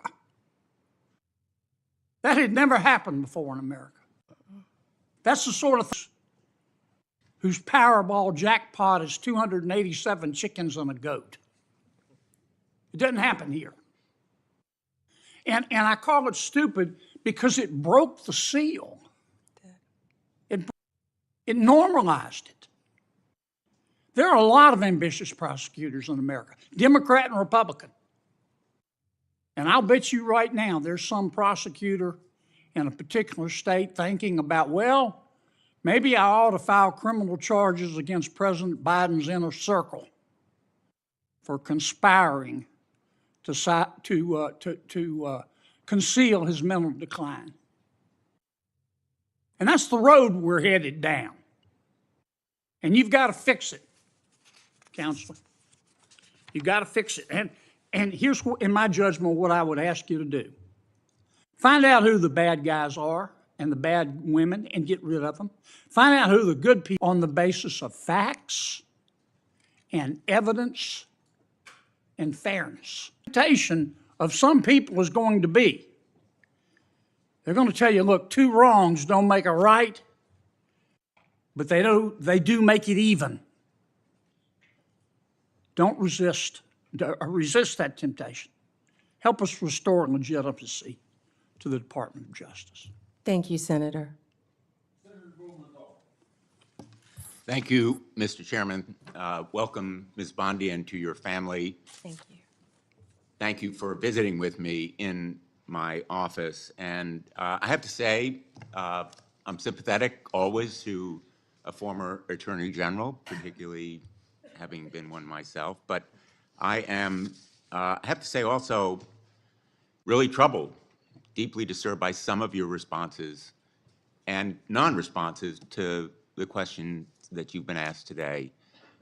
You say the right things, but I believe being the people of states, you have to speak truth to power. You have to be able to say that Donald Trump lost the 2020 election. You dodged that question when you were asked directly by Senator Durbin. You have to be able to say that January 6th insurrectionists who committed violence shouldn't be pardoned. You have to be able to say that a nominee for the FBI director who says he has an enemy list And that's just the beginning of what he has said in terms of politicizing, deeply weaponizing the FBI against that he shouldn't be the FBI director. You know, we have some history here with your predecessors who perhaps sincerely, when they sat where you are now, said that they would say no, but they were working with a president that expected them to be his Roy Cohn, his personal attorney. Do you really think that you can avoid the disgrace that they encountered or the repercussions from the White House if you say no to the president? And so my question to you is, can you say no to the President of the United States when he asks you to do something unethical or illegal? Senator, first, I need to clarify something that you said, that I have to sit up here and say these things. No, I don't. I sit up here and speak the truth. I'm not going to sit up here and say anything that I need to say to get confirmed by this body. I don't have to say anything. I will answer the questions to the best of my ability and honestly. Let me ask you, an individual who says that he is going to, quote, come after, end quote, people he alleges, quote, help Joe Biden rig the presidential elections, that he has a list of people who are part of this deep state who should be prosecuted, that he's going to close down the FBI building on his first day in office. Is that a person who appropriately should be the FBI director? Aren't those comments inappropriate? Shouldn't you disavow them and ask him to recant them? Senator, I am not familiar with all those comments. I have not discussed those comments with Mr. Patel. What I do know Well, is I'm Mr. asking you Patel, for your view. excuse me, what I do know is Mr. Patel was a career prosecutor. He was a career public defender, defending people, and he also has great experience within the intelligence community. What I can sit here and tell you is Mr. Patel, if he works with running the FBI, if he is confirmed, and if I am confirmed, he will follow the law if I am the Attorney General of the United States of America, and I don't believe he would do anything otherwise. Well, let me just submit that the response that I would have hoped to hear from you is that those comments are inappropriate and that you will ask him to disavow or recant them when he comes before this committee, because they are indeed chilling to fair enforcement and the rule of law. Let me ask you on another topic. When we met, I welcomed your support for the goals of the Kids Online Safety. Blackburn and I have spent a lot of time, devoted a lot of effort to the passage of the Kids Online Safety Act, which happened by an overwhelming vote of 91-3, 72 co-sponsors, including Vice President-elect Vance. I appreciated our discussion and your support for protecting kids online when we met last. Is one where we can work together. Can we count on your support in working together to protect kids online? Senator, absolutely, and thank you for that legislation, and Senator Blackburn. I believe in this world right now, we have to find the things we have in common, and that is certainly, we've done so much on that front, and I thank you. I attempted to do that as well when I was Attorney General, but I am committed to working with you on anything we can do to protect our children throughout this country. When I was Attorney General, we started something called From to Instant Nightmare, and educating parents about online predators. And that also, Senator, is one of the core functions of the FBI, the cyber unit. They sit there, these agents sit there all day long and investigate child predators.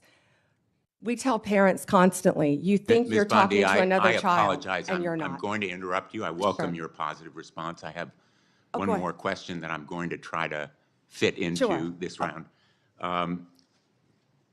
TikTok will be banned unless it is sold because it has become a tool for you commit that you will enforce that law promptly and effectively.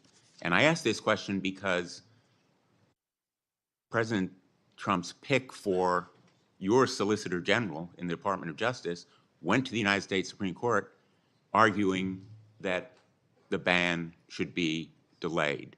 Will you commit to enforce that law on your first day when you are, if you are confirmed? Senator, as I discussed with you during our meeting, that is pending litigation within the Department of Justice. Well, it's pending litigation, but will you enforce that law? I can't discuss pending litigation, but I will talk to all the career Well, again, prosecutors who are handling the case. Absolutely, Senator. Discuss with them. Thank you, Mr. Chairman. Senator Tillis. Ms. Bondi, thank you for being here. I think I told you when we met, thank you for the time we met. I was born in Florida, have a lot of friends and family, and follow Florida politics pretty closely, and you've had a very impressive career there, though I do also have to admit I'm a Gator hater, so for the Florida alum, I'm University of Tennessee. But anyway, I actually, in some of these hearings, I created a bingo card to see what some of my colleagues on the other side of the aisle were going to hit. I want to go back to a few of them really quickly. One was about you being a lobbyist paid for and on the payroll of Qatar. Would you mind going back and repeating what you said in case people did not hear the involvement of your law firm and precisely what you were doing for the government of Qatar? Yes, Senator, I was very proud of that work. It was anti-human trafficking in advance of the World Cup, and human trafficking has been something that's been very important to me my entire career, especially when I was Attorney General of the And you state also of made Florida. it clear that you had a number of practitioners within the firm working on it, so this narrative that you were getting $115,000 a month from Qatar is correct or not? Not correct. Okay, thank you. I want to talk a little bit about, well, first off, I want to go back. You should be happy that so many comments have been directed towards Kash Patel, whose confirmation I am supporting. In fact, I'm meeting with him today, because that means they're out of stuff for you. So if it comes up again, you will once again know that great resume, and they are just trying to find things to put your integrity into question. You have answered the question repeatedly that that you will be loyal to the Constitution and you will live up to the oath to the Constitution and to protecting the American people. And I think Mr. Patel, when he becomes here, he'll be able to get rid of the myth in the same way that you did as a lobbyist for Qatar. He'll be able to get rid of that list of the enemies, be able to deal with the enemies list, and the marketing department for your opposition is going to have to come up with new material because that stuff is getting old. Section 702. You heard Senator Lee talk about some concerns that he has with 702. I believe it's one of the most important things that you can do early into your confirmation. You will be confirmed, and hopefully with some Democrat support. There have been dramatic reforms to 702. I've sat through an extensive presentation to try and make sure that the abuses never occur again and that you have a throat to choke if somebody abuses the protocol that's in place. I believe that we need to codify a lot of that. As a matter of fact, when I went through it, I felt like there were so many blinding flashes of the obvious. How could this not have already been a part of the approval matrix? So can you, after you're confirmed, commit that you or a designate will come back and provide for this committee an update on all of the protocols that have changed and recommended legislation for codifying so that when we do go to reauthorization, we'll have what we need to make sure that that program stays in place? Senator, I or a designee will review all of 702 before it terms, of course, in 2026 and come back and report to you on both sides of the aisle. Thank you. You have a great perspective with your time in the state and work justice. Give me an idea of things that we need to do better in terms of, and I'm talking primarily in the law enforcement role. I think many people don't understand the joint task forces, the law enforcement efforts that are going every single day in every one of our states. What an incredible job they do. So can you give me some sense of things that you would look at to say, maybe we could do it better from your perspective of having been a prosecutor in Florida? Yes, thank you, Senator. Yeah, having been a career prosecutor, I think I have a unique perspective because I was a state prosecutor, of course, prior to becoming Attorney General. So I worked on a daily basis with local law enforcement and state and federal, not daily with federal, but I worked consistently with state, local, and federal. Then when I was Attorney General, I worked with all three as well. I feel like we have to have better coordination among all our agencies, especially given all the terrorism issues that we've discussed earlier in this hearing. We have to wrap in and communicate better with our local and state law enforcement officers throughout this country. There are so many great men and women in law enforcement, and we have to, I don't know exactly how yet, but we have to figure out a better way to work together with the federal authorities. Thank you. And I'm going to do a second round as well, but I think I also checked the bingo card for election denier. There were some people, that seemed to suggest that you were denying the election. I think that you... The United States of America, and President Trump will be the 47th president. But I think you made a point that or at least I inferred from a comment that you made, a very important point. Folks, there are election improprieties in every election.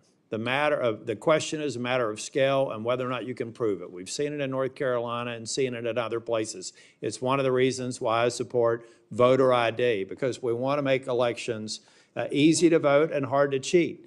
But the fact of the matter is people are cheating. So if anybody on this dais suggests that there aren't irregularities in every election, then they need to spend more time at home and really studying the facts. I don't think, though, that you've said that Biden is an illegitimate president. In fact, I think you said just the opposite. He is the president of the United States, and President Trump will be the next president, right? Yes. Okay. Last thing before the second round, January 6th. A lot of people are going to say you're going to have a rubber stamp for letting people have pardons or recommending a pardon for people who did violence to law enforcement. I'm not going to ask you a hypothetical because I want you to be consistent in not answering them. But I have to believe, as a member, I was the last member out of the Senate on January the 6th. I walked past a lot of law enforcement officers, who were injured. I find it hard to believe that the President of the United States or you would look at facts that were used to convict the violent people on January the 6th and say it was just an intemperate moment. I don't even expect you to respond to that, but I think it's an absurd and unfair hypothetical here, and you probably haven't heard the last of it. Thank you, Mr. Chair.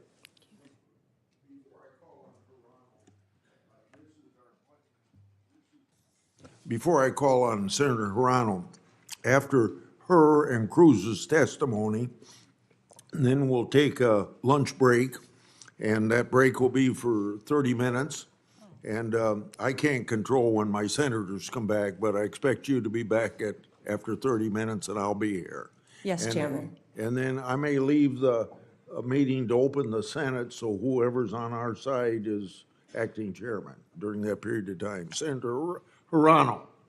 Thank you, Mr. Chairman. As part of my responsibility to ensure the fitness of all nominees, I ask the following two initial questions. Since you became a legal adult, have you ever made unwanted requests for sexual favors or committed any verbal or physical harassment or assault of a sexual nature? No, Senator. Have you ever faced discipline or entered into a settlement relating to this kind of conduct? No, Senator. Ms. Bondi, I am focused on two things in my evaluation of President-elect Trump's nominees. The first is whether the nominee is qualified and experienced enough to do the job. The second is a fitness to serve, which includes putting loyalty to the Constitution over loyalty to the president. Unfortunately, in my view, many of President-elect Trump's nominees are lacking in at least one of these two requirements. Ms. Bondi, your experience as a prosecutor is the kind of thing we would expect to see in a nominee for a term of interest about whether you will keep DOJ's law enforcement responsibilities independent of the president's political whims and about whether you will let facts and evidence guide your decisions. So let's start with the importance of facts, which you say is important. Ms. Bondi, we want an attorney general who bases decisions on facts. So I want to ask you a factual question. Who won the 2020 presidential election? Joe Biden is the President of the United States. Ms. Bondi, you know that there is a difference between acknowledging it and, I can say that Donald Trump won the 2024 election. I may not like it, but I can say it. You cannot say who won the 2020 presidential election. Okay. It's disturbing that you can't give voice to that fact. Moving on to DOJ's independence from politics. Ms. Bondi, if you are confirmed as Attorney General, you will take an oath to the Constitution and not to any individual, including the President. To start, I'd like to know whether you agree with some of the statements in the election during the campaign. First, are the felons convicted of breaking into the Capitol on January 6th hostile? Agree with his characterization of the felons that I referred to? Not familiar with that statement, Senator. I just familiarized you with that statement. Do you agree with that statement? I'm not familiar with it, Senator. No answer. He has also said illegal immigration is poisoning the blood of our nation. He said that in December 2023. Do you agree with that statement? Senator, I am not familiar with that statement, but what I can tell you is I went to the border a few months ago. I went to Yuma, Arizona, and what I saw at that border was horrific, Senator. It was horrific. Ms. Bondi, I went to a rape crisis center. That If is I could not my finish, question. I went to a rape crisis center. Well, I'm not familiar with the statement, but I get went to a to rape the crisis next- center. Let I me met get to with the Border important- Patrol I have- agents. I'm sure you've been to the Ms. border Bondi, as well, so I you want to could get answer to my that. next question. So I believe that you responded to a question from Senator Whitehouse, and let me get your response again. You said that the White House, if I'm putting words in your mouth, correct me. You said that the White House will play no role in investigative or charging decisions in the DOJ. Is that correct? Senator, what I said is that it is the department prosecuted. What role will the White House have in investigative or prosecutorial decisions of the DOJ? It is the Department of Justice's decision, Senator. So that sounds to me that you're saying that the White House will not have any kind of role. Meanwhile, though, you have an incoming president who said, I have the absolute right to do what I want to do with the Justice Department. And in fact, President-elect Trump considers the DOJ to be his law firm. I ask you this. If President-elect Trump asks, suggests, or hints that you as Attorney General should investigate one of his proceedings, would you do so?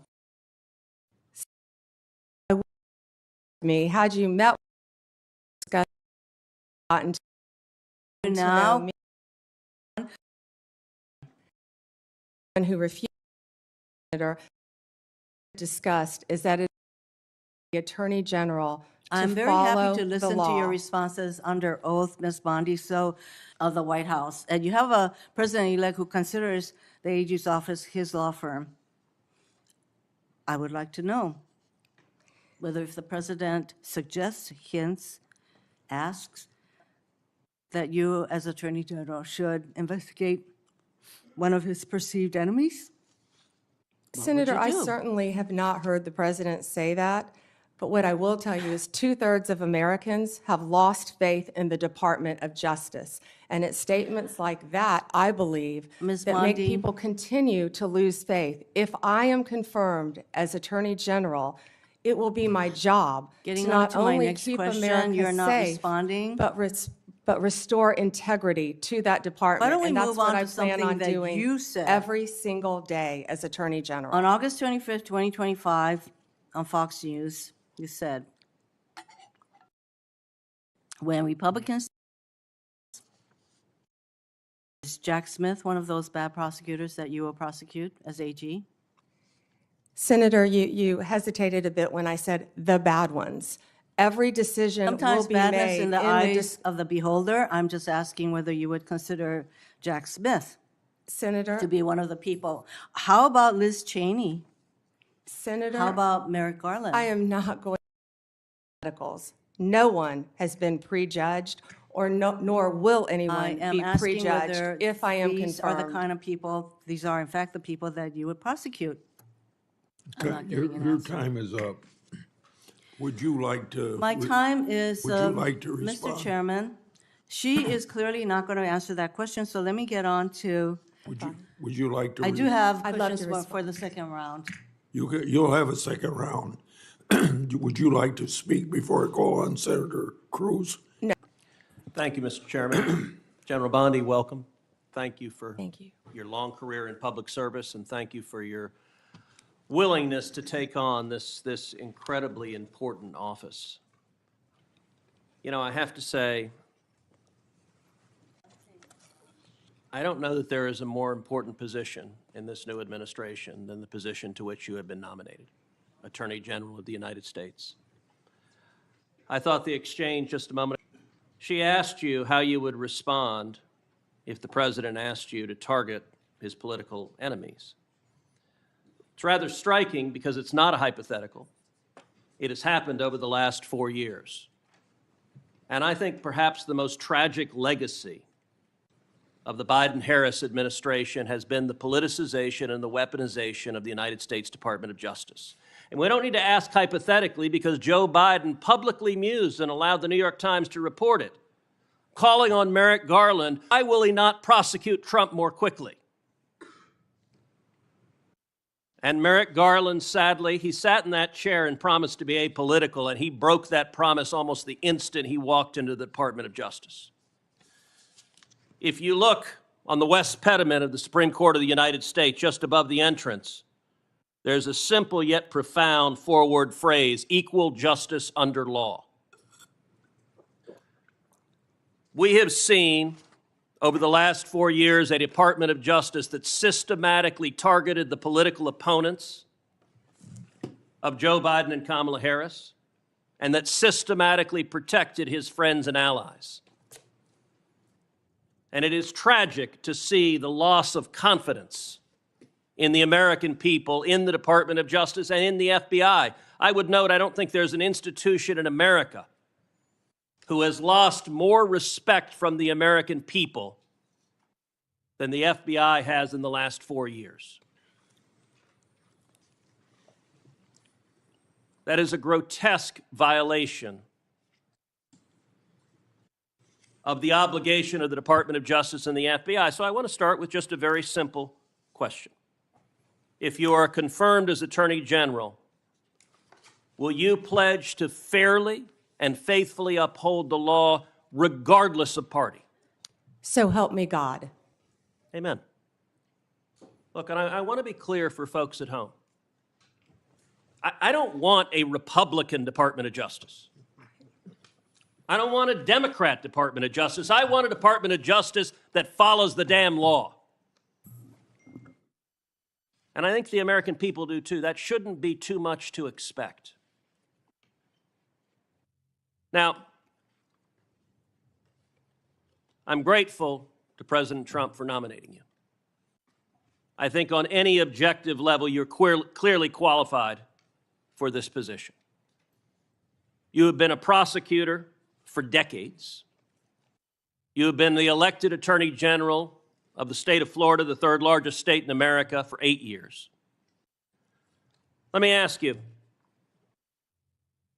in terms of your practice, how many criminal cases over the course of your career have you personally handled?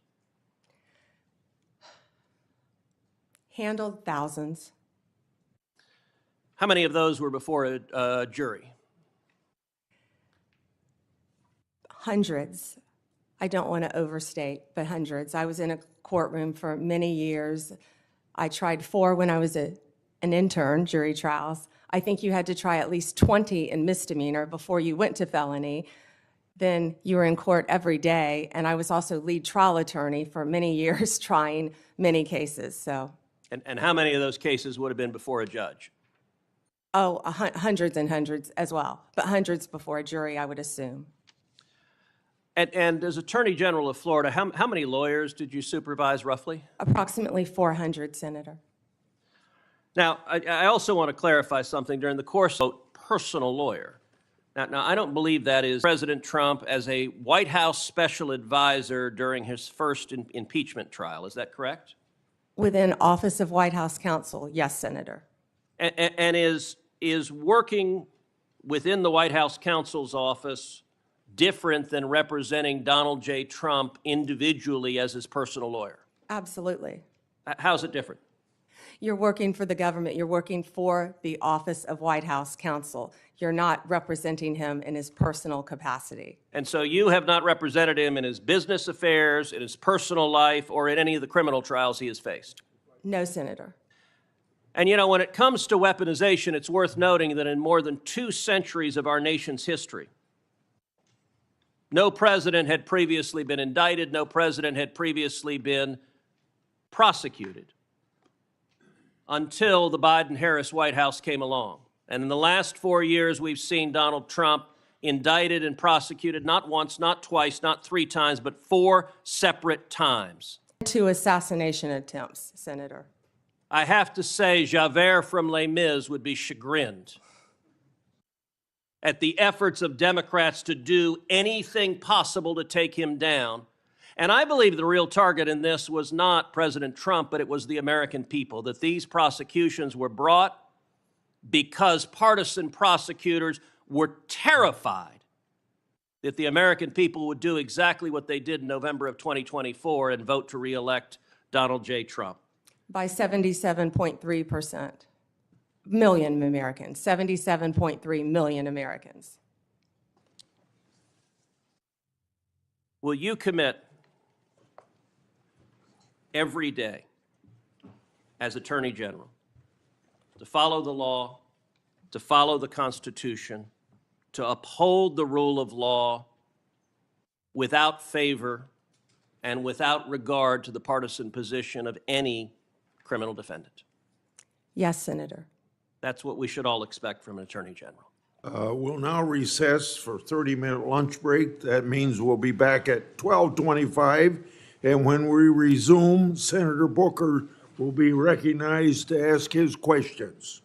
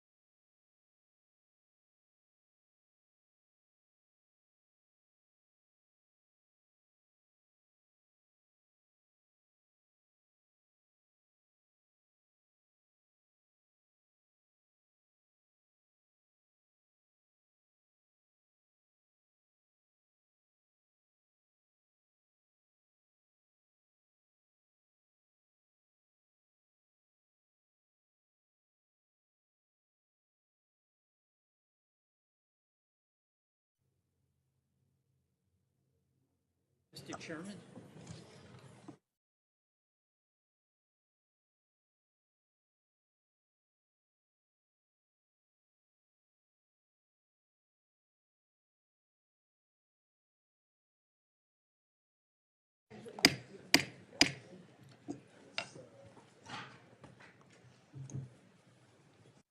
Since senators that would have been called on before the senator from Vermont, I'm going to ask him to start the questioning so we don't waste any time. Mr. Chairman, thank you very much for this hearing. Ms. Bondi, thank you so much for the visit to my office. A couple of things. First of all, congratulations on the nomination. And number two, a couple of Vermont things that we talked about. We're going to have a new U.S. attorney in the state of Vermont.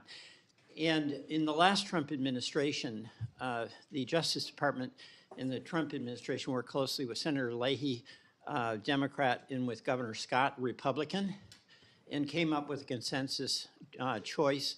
And I seek your assistance in helping make sure that we are successful in getting a very competent U.S. attorney in Vermont, and hopefully with the cooperation of Governor Scott, our Republican, as I mentioned, and Senator Sanders and me.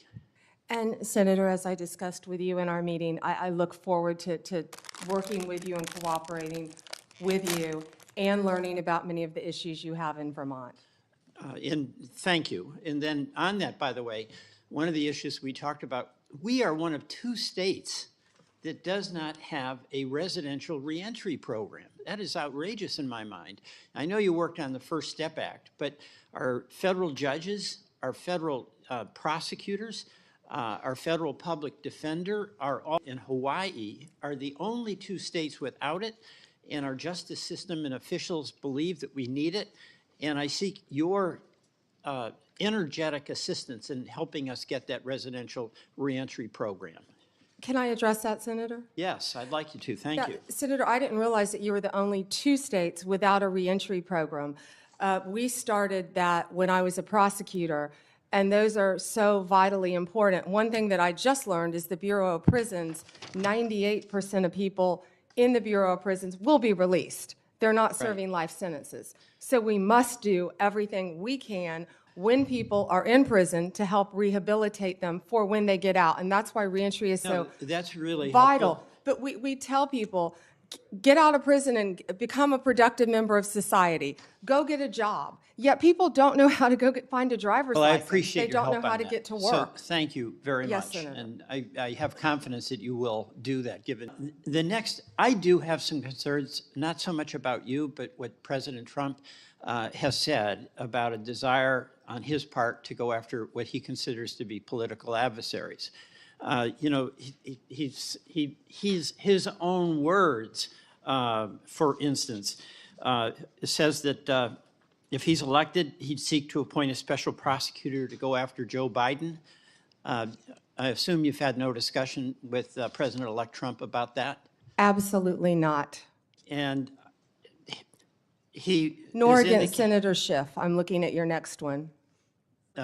well, my colleague, I had different points, or pardon me, that he should be prosecuted. Everybody on the January 6th committee should be prosecuted for their lies and treason. No discussion about that? No, Senator. For lies and treason as well? We have had no discussions about Liz Cheney. All right. And you've satisfied me that this is not an agenda you have.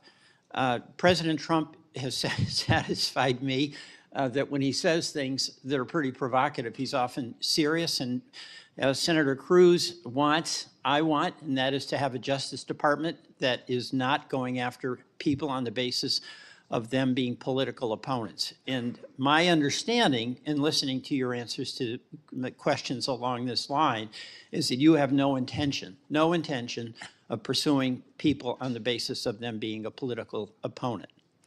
No one will be prosecuted, investigated because they are a political opponent. That's what we've seen for the last 4 years in this administration. Well, People will be prosecuted based on the facts and the law and fairly, All Senator. right, that's good. You I have my word. disagree about the characterization of the past 4 years, but we don't have to discuss that with your assurance that the next 4 years, there'll be no effort on the part of the Justice Department to pursue political adversaries, right?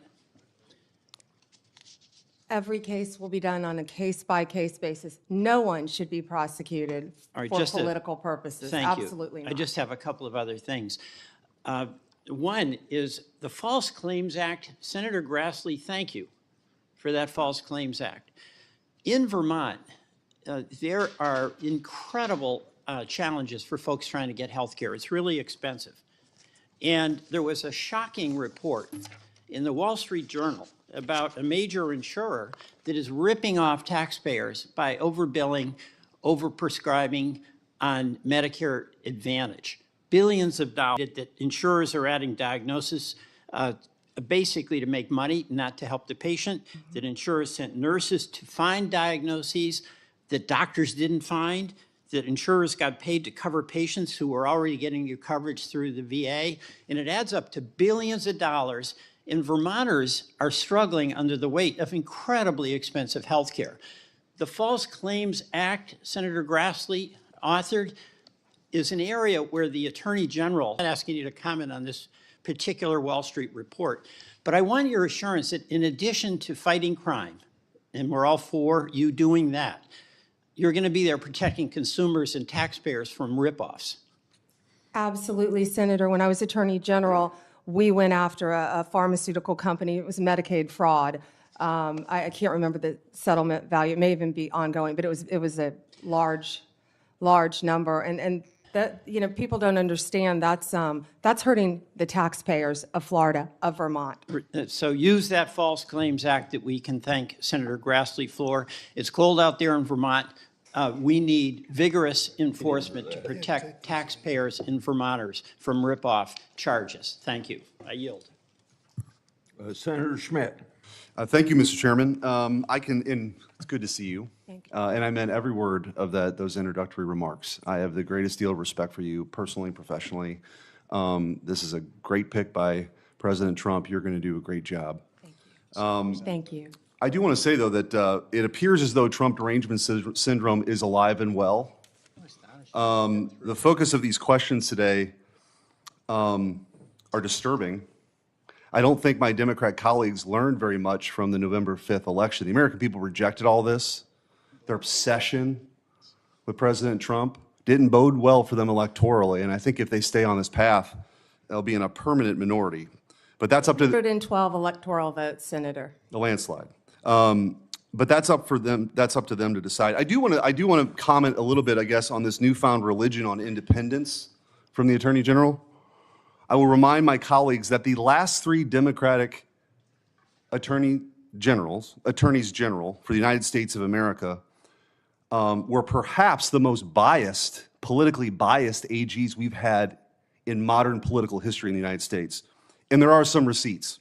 Eric Holder described himself as Obama's heat shield and wingman. This committee moved forward, and one of my colleagues referenced that the Attorney General shouldn't be the wingman of the president. Eric Holder's bragged about it. He bragged about it. Loretta Lynch met with Bill Clinton on the tarmac in a private meeting while she was investigating Hillary Clinton. And Merrick Garland probably gets however many gold stars you want to give for the most politicized we have ever seen. And I think it's worth exploring that, and I want to get your comment on it. To just sort of take a step back. We've never seen anything like this. And there is a story to be told. The arc of this story begins when Joe Biden gave a speech demonizing half the country. See these MAGA Republicans, and I'm going to do everything I can to make sure President Trump ever gets back into the White House. Zombie cases are resurrected. And let's talk about a couple of those. You've got, of course, Jack Smith, the overzealous and disgraced special prosecutor who time and time again has been slapped down by courts for overcharging and taking an overtly political position. He, by the way, in his postmortem this week, even acknowledged that it was though.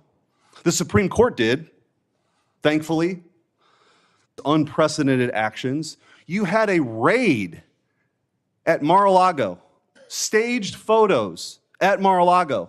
Somebody who didn't register like you did under FARA, Hunter Biden was staying in. We don't know if he's compromised or not because that investigation was dropped. And give me a break that justice was meted out fairly for Hunter Biden. It wasn't. The Department of Justice went out of its way in documents to try to get him absolved of all potential crimes in the plea deal. It was only when the judge asked questions that unwound that. And they got back to the gun charge, but then President Biden did the dirty work himself. It was always going to be Plan B. You had Jonathan Sue, Biden's deputy White House counsel, coordinated with the DOJ and Jay Bratt on those classified document cases. Matthew Colangelo, who's that? The number 3 guy at DOJ goes to where? Alvin Bragg's office. Alvin Bragg then resurrects a zombie case in lawfare coordination. Maybe there was coordination, by the way, with the number 2 assistant DA in Atlanta in the Fonnie Willis case, who was meeting with the White House. Why would the White House care about a case in Atlanta? Well, the truth is everybody knows, it was on full display, this was the worst case of lawfare we've ever seen. If this was happening in another country, our State Department will be warning us about it. It's banana republic stuff. And one of the reasons why I'm so glad that you have been put up and nominated for this position is that I think you have the ability to level set. So when the Democrats ask you questions about your independence, it is beyond ironic that we're sitting here today because of the lack of independence from Merrick Garland and Eric Holder bragging about being Obama's wingman. So I just want to ask you, you've been asked this a bunch of times, you're going to make decisions, as you always have, right, on the law and let investigations Law and the facts that apply. And in my limited time, I do want to give you an opportunity to talk about some of your experience working with law enforcement as Florida's Attorney General. This is something that, the Department of Justice back to its core function of taking on violent crime, protecting the constitutional rights of Americans, but taking on violent crime is really important. And how you went about doing it, you've gotten bipartisan praise for that over the years. That's something that you're going to continue and take forward into this office. Is that right? Yes, Senator, thank you so much. And I feel like my experience with that goes back to when I was a state prosecutor with state and local, our sheriffs, our police departments, our police chiefs, and then as Attorney General on a statewide basis. And now, if I'm confirmed, all of our federal law enforcement agencies, I would be very proud to supervise those. I'll just close with this, Mr. Chairman. We heard one of my Democrat colleagues ask you the question that you're not going to pursue a case because of a name, but because of the crime. I would argue that the current Department of Justice adopted Lenin's claim, which was, show me the man and I'll show you the crime.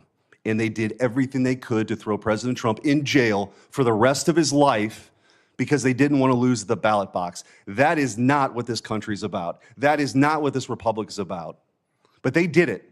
And it's up to you now to restore the integrity, and I have of that agency, of the Department of Justice, and I have full confidence that you will.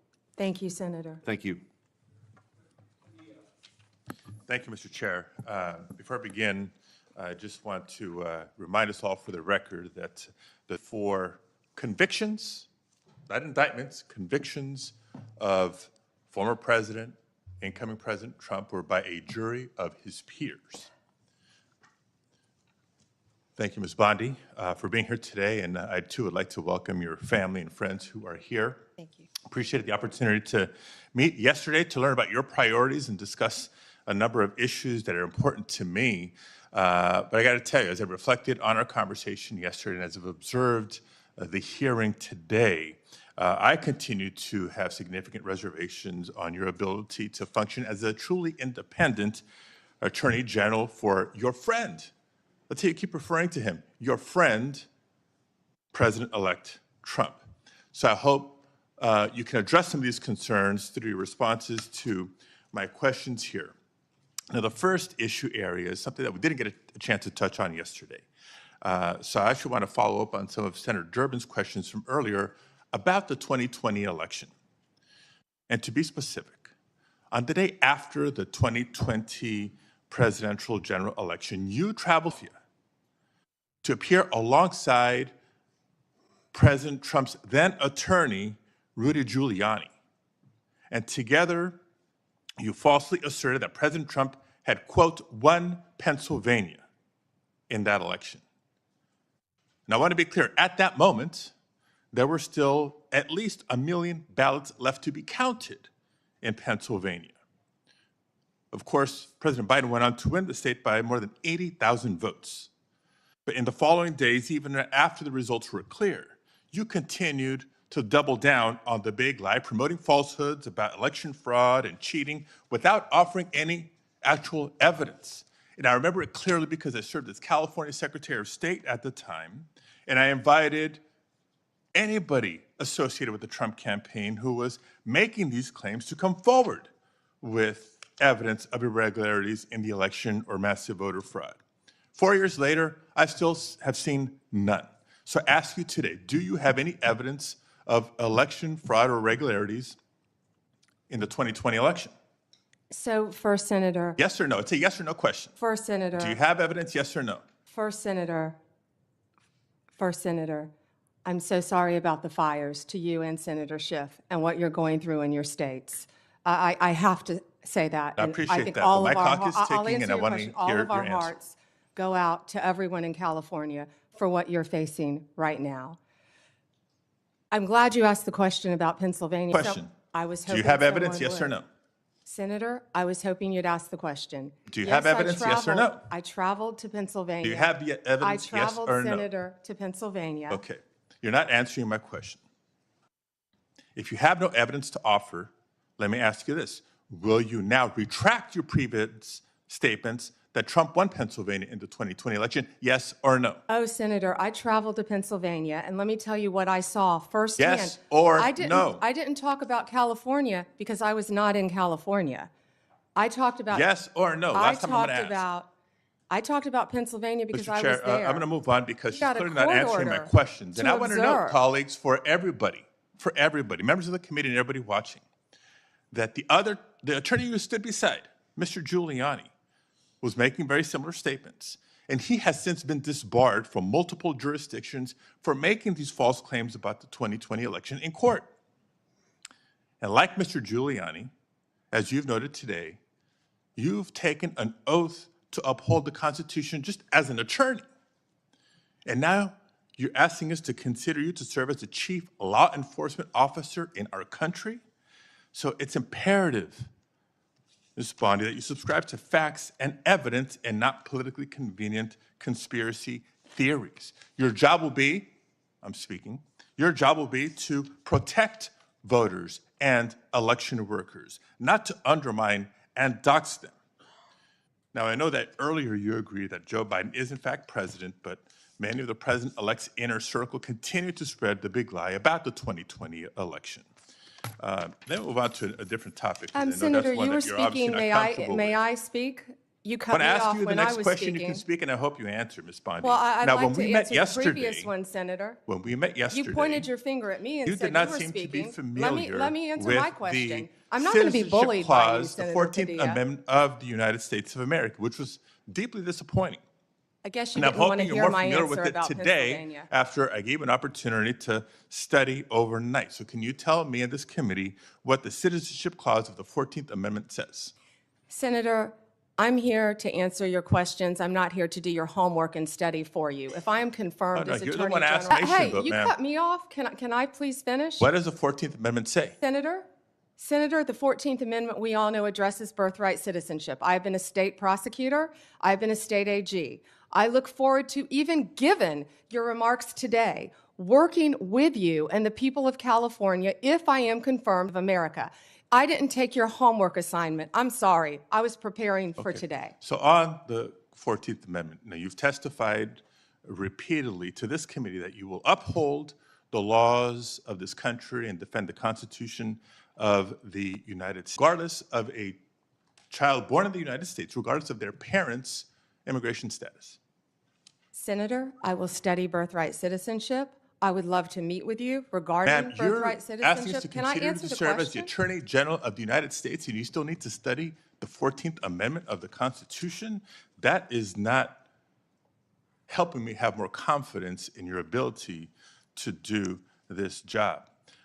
One other immigration-related question, I'll steer clear of the I have Constitution one and the law. regarding that I'd like to Senator talk about. Hirona asked you earlier, but I don't think you answered her question. Can you please tell us, do you agree with the statement that immigrants are, quote, poisoning the blood of our country, yes or no? I did not say that. I did not say that you said that. I'm asking if you agree with it, yes or no. I did not say that. Do you agree with it, yes or Senator, no? my great-grandparents are immigrants. Do you agree with it, They yes or no? came here from Sicily Do you agree through with it, Ellis yes or Island no? when they were teenagers. Do you agree with it, yes or no? Senator, let me answer the question. Yes or no? It's My real simple. great-grandparents came here, immigrated to this country from Sicily. I believe immigrants are poisoning our country. No, Senator. Thank you very much, Mr. Chair. I can't wait for the second round. Same, Senator. Thank you. No, sir. Thank you.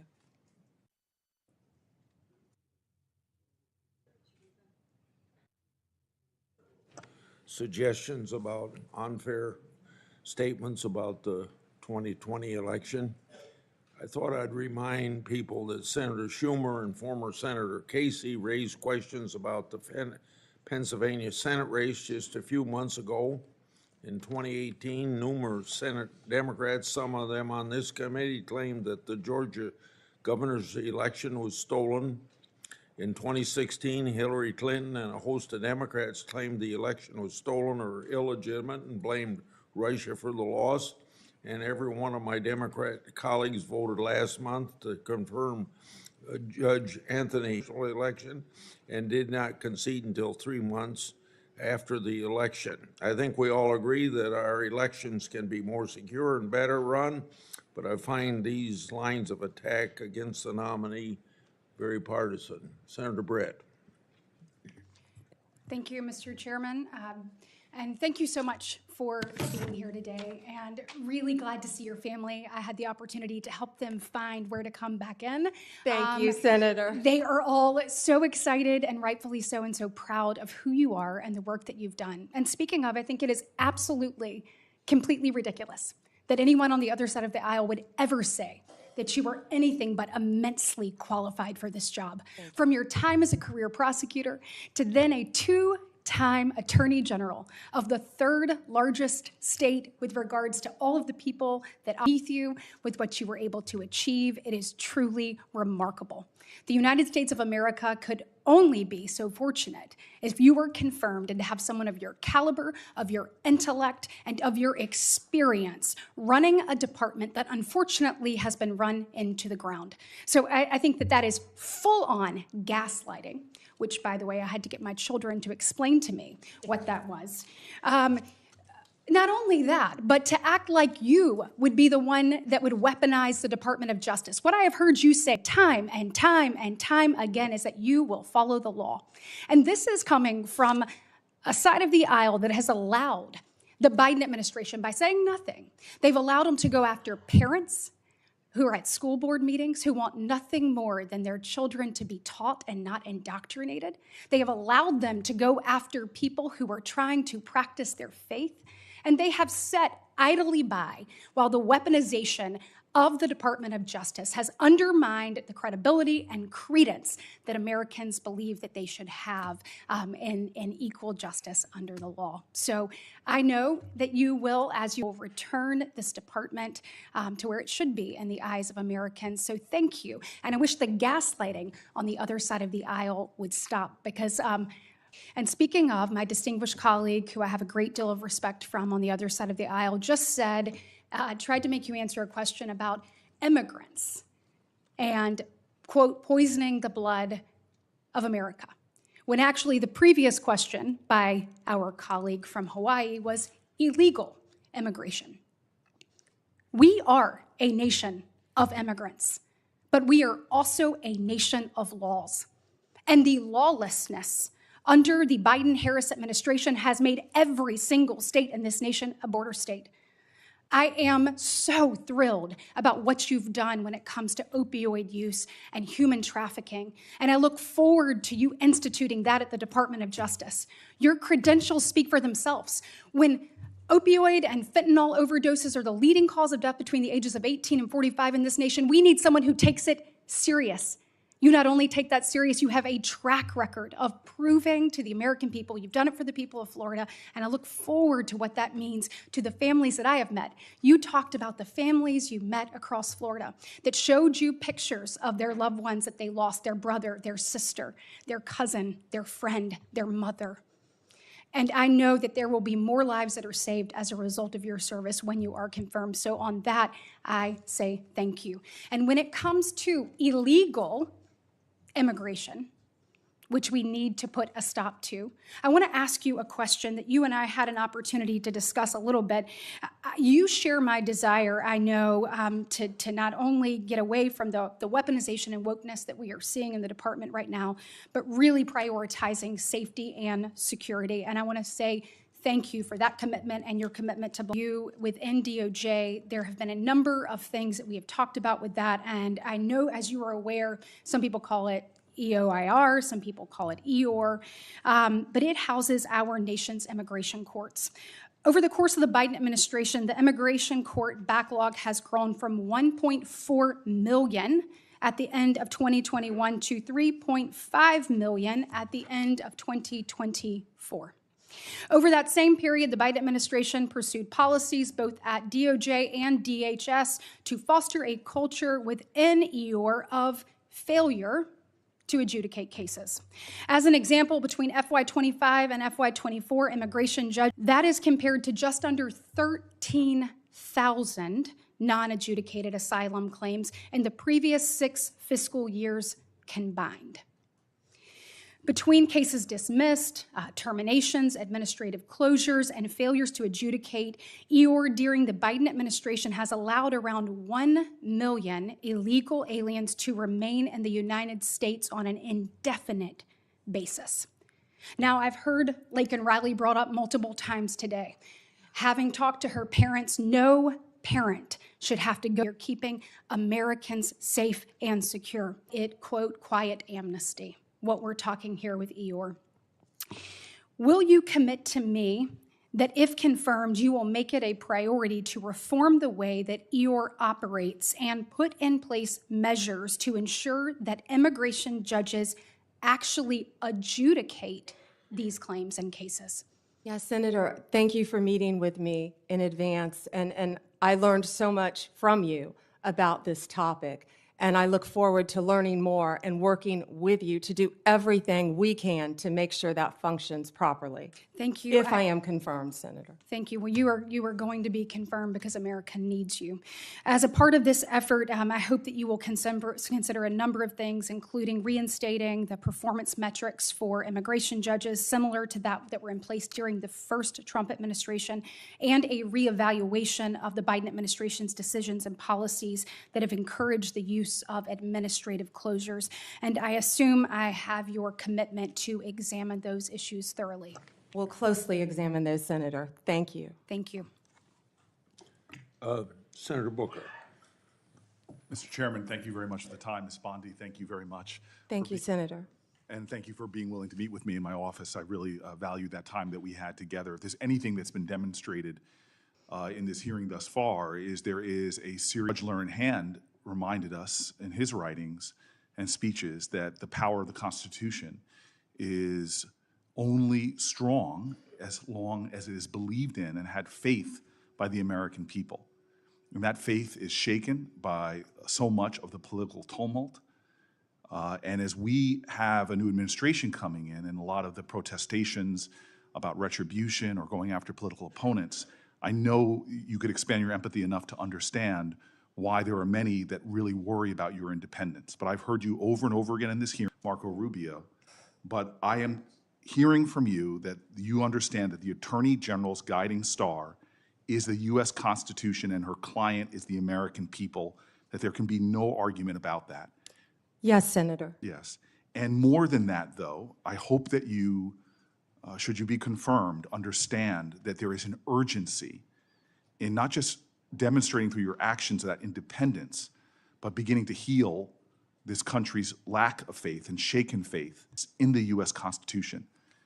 History may not long remember what any of us individually do here, but for the sake of our democracy, what you do to restore and repair the American faith, whether they be Democrats, Independents, or Republicans, is vital. I want to switch here to say publicly that when Donald Trump appointed Craig Carpenito as the U.S. Attorney in New Jersey over the objections of myself and then Senator Menendez, I was wrong in my anticipation that he would not do good things in our state. He partnered with local leaders like those in Newark, New Jersey, to dramatically drive down crime.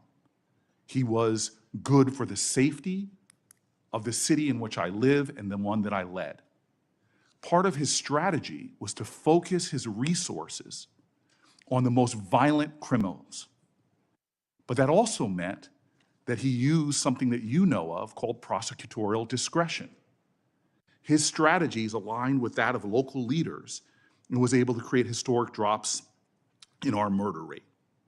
You know, through your experience, and you're intimately familiar, that enforcement decisions prosecutors must make every day, which charge to bring, which plea deal to offer, or what sentencing recommendation it makes, it's very important that local prosecutors understand that. Given this enormous discretion our legal system gives them, that they are best determined to make decisions about public safety. I'm very concerned that many people are starting to call for a time in our country where the Department of Justice should prosecute state and local prosecutors who exercise that prosecutorial discretion. As Attorney General, will you commit to respecting the autonomy of state and local prosecutors?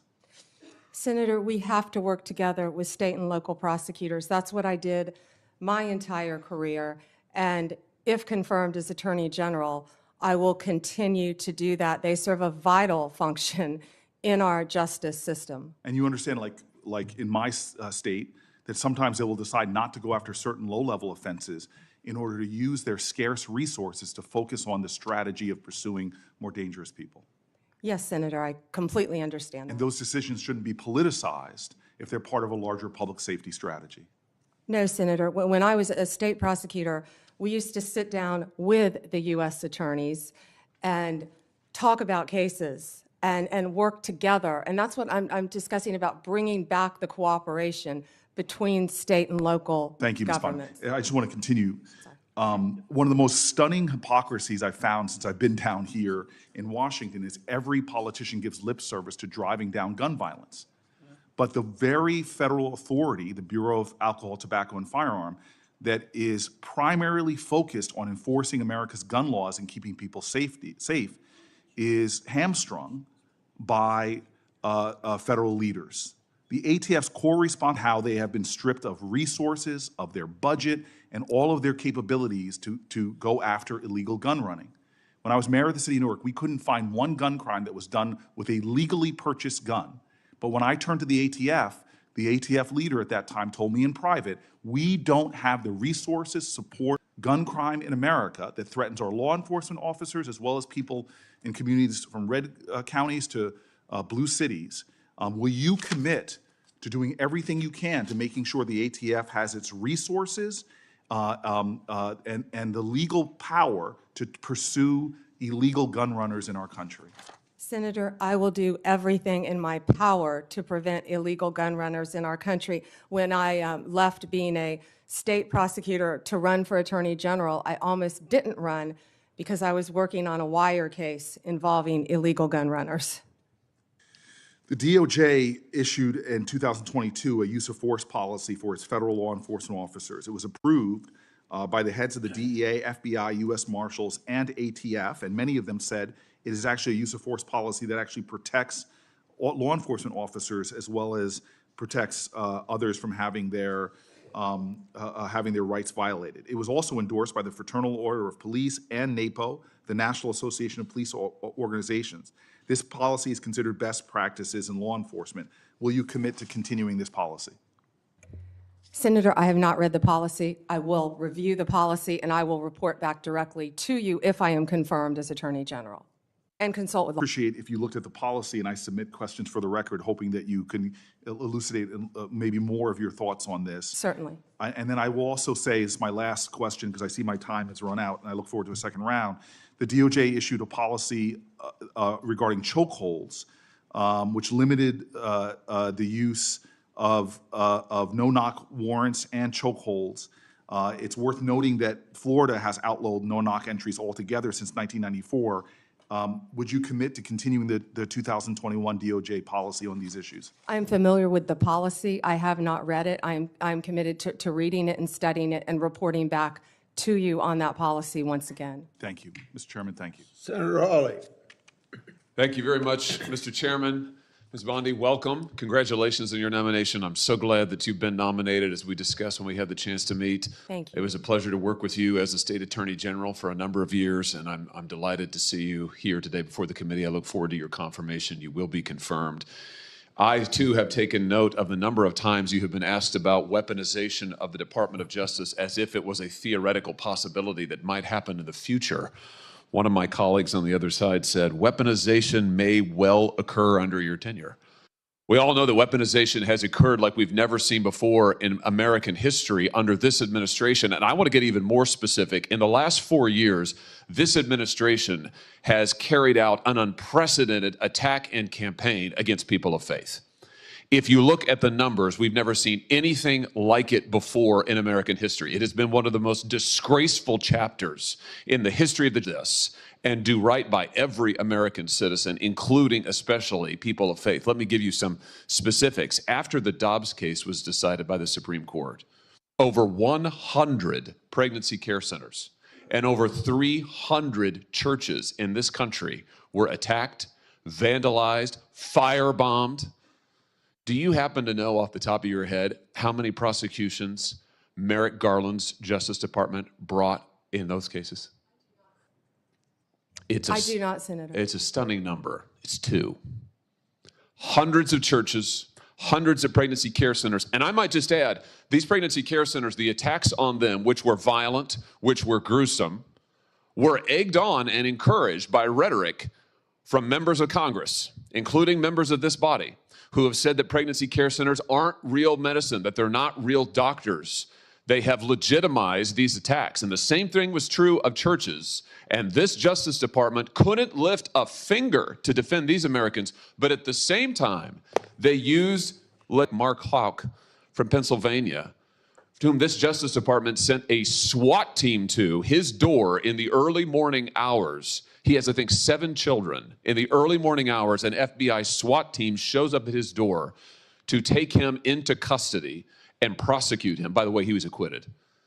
This kind of outrageous, disparate treatment has to end. So here's my question to you. Will you protect churches and pregnancy care centers when they are targeted for violence, when they are targeted for intimidation, when their members or parishioners are threatened with violence or other acts of illegal behavior? Yes, Senator. Will you stop the disparate treatment of Americans on the basis of religious faith? Yes, Senator. Will you stop the deliberate persecution of pro-life Americans for nothing more than their pro-life beliefs? Yes, Senator. Will you ensure that nothing like the Mark Houck case happens again, that Americans do not have SWAT teams arriving on their front doors with armed weapons to terrorize their children and their spouses, only in the end, of course, to have the case lost because there was nothing to it? Will you put an end to that kind of deliberate intimidation of the good American citizens on the basis of their religious beliefs? Yes, Senator. I'm glad to hear you say that because we need it. We need it. Ms. Bondi, we need a new chapter at the Justice Department, and we need it quickly. And I'm glad you're committed to it. Now, I also have heard you've been asked about your comment that you thought that in some cases we need to investigate the investigators, the ones who were bad. You know, I have to say I'm glad to hear you stand by that. We need to do that. You need to do that. And I'll give you another example. I'm sure you've read about this memo, which I now hold in my hands. This memo that was developed by the FBI field office in Richmond, Virginia, 23rd January 2023, targeting Catholic parishes for spying, for recruitment of infiltrators. I mean, the memo goes on and on and on about the FBI's plans to put assets into Catholic parishes, into choirs. This is an unbelievable assault on Americans' First Amendment rights, and we only know of it because of a brave whistleblower who came forward and released it to us. And I will tell you, I have never been misled and lied to like I was by the current Attorney General and the now former FBI director when they sat right where you're sitting now and told this committee, oh, we don't know anything about it. Oh, only one field office was involved. It was the single work of a single field office and a very few individuals. As it turns out, that's not true. Multiple field offices were involved. Multiple individuals were involved. Under your leadership, will you put a stop to the use of FBI or Department of Justice resources to try and recruit informants and spies into? Of course, Senator. Let me just say this. To our knowledge, no one who was involved in the writing and performance, execution of this memo has been disciplined or fired. Will you conduct an investigation like you talked about, Ms. Bondi, that will get to the bottom of abuses like this? And to be clear, this is a Department of Justice and FBI who approved it, who advocated for it within the Department of Justice. Will you open the books on these abuses so that the American people can have confidence in their DOJ?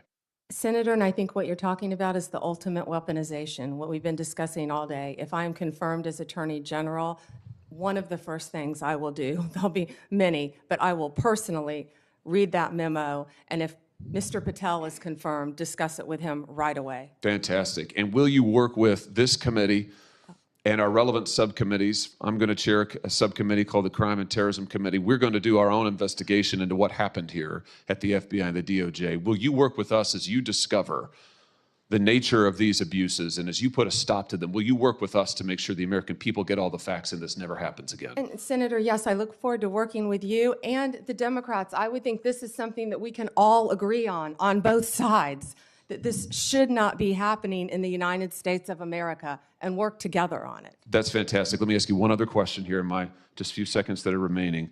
This memo targeting Catholic parishes repeatedly refers to as an expert source a group called the Southern Poverty Law Center.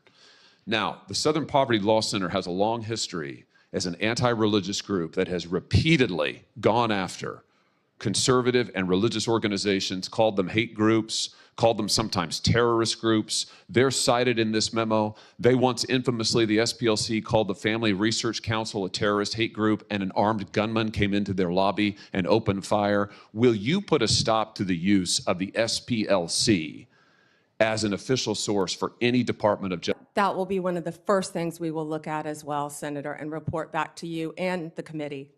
Thank you very much. Congratulations. Thank you, Mr. Chairman. Thank you, Mr. Chairman.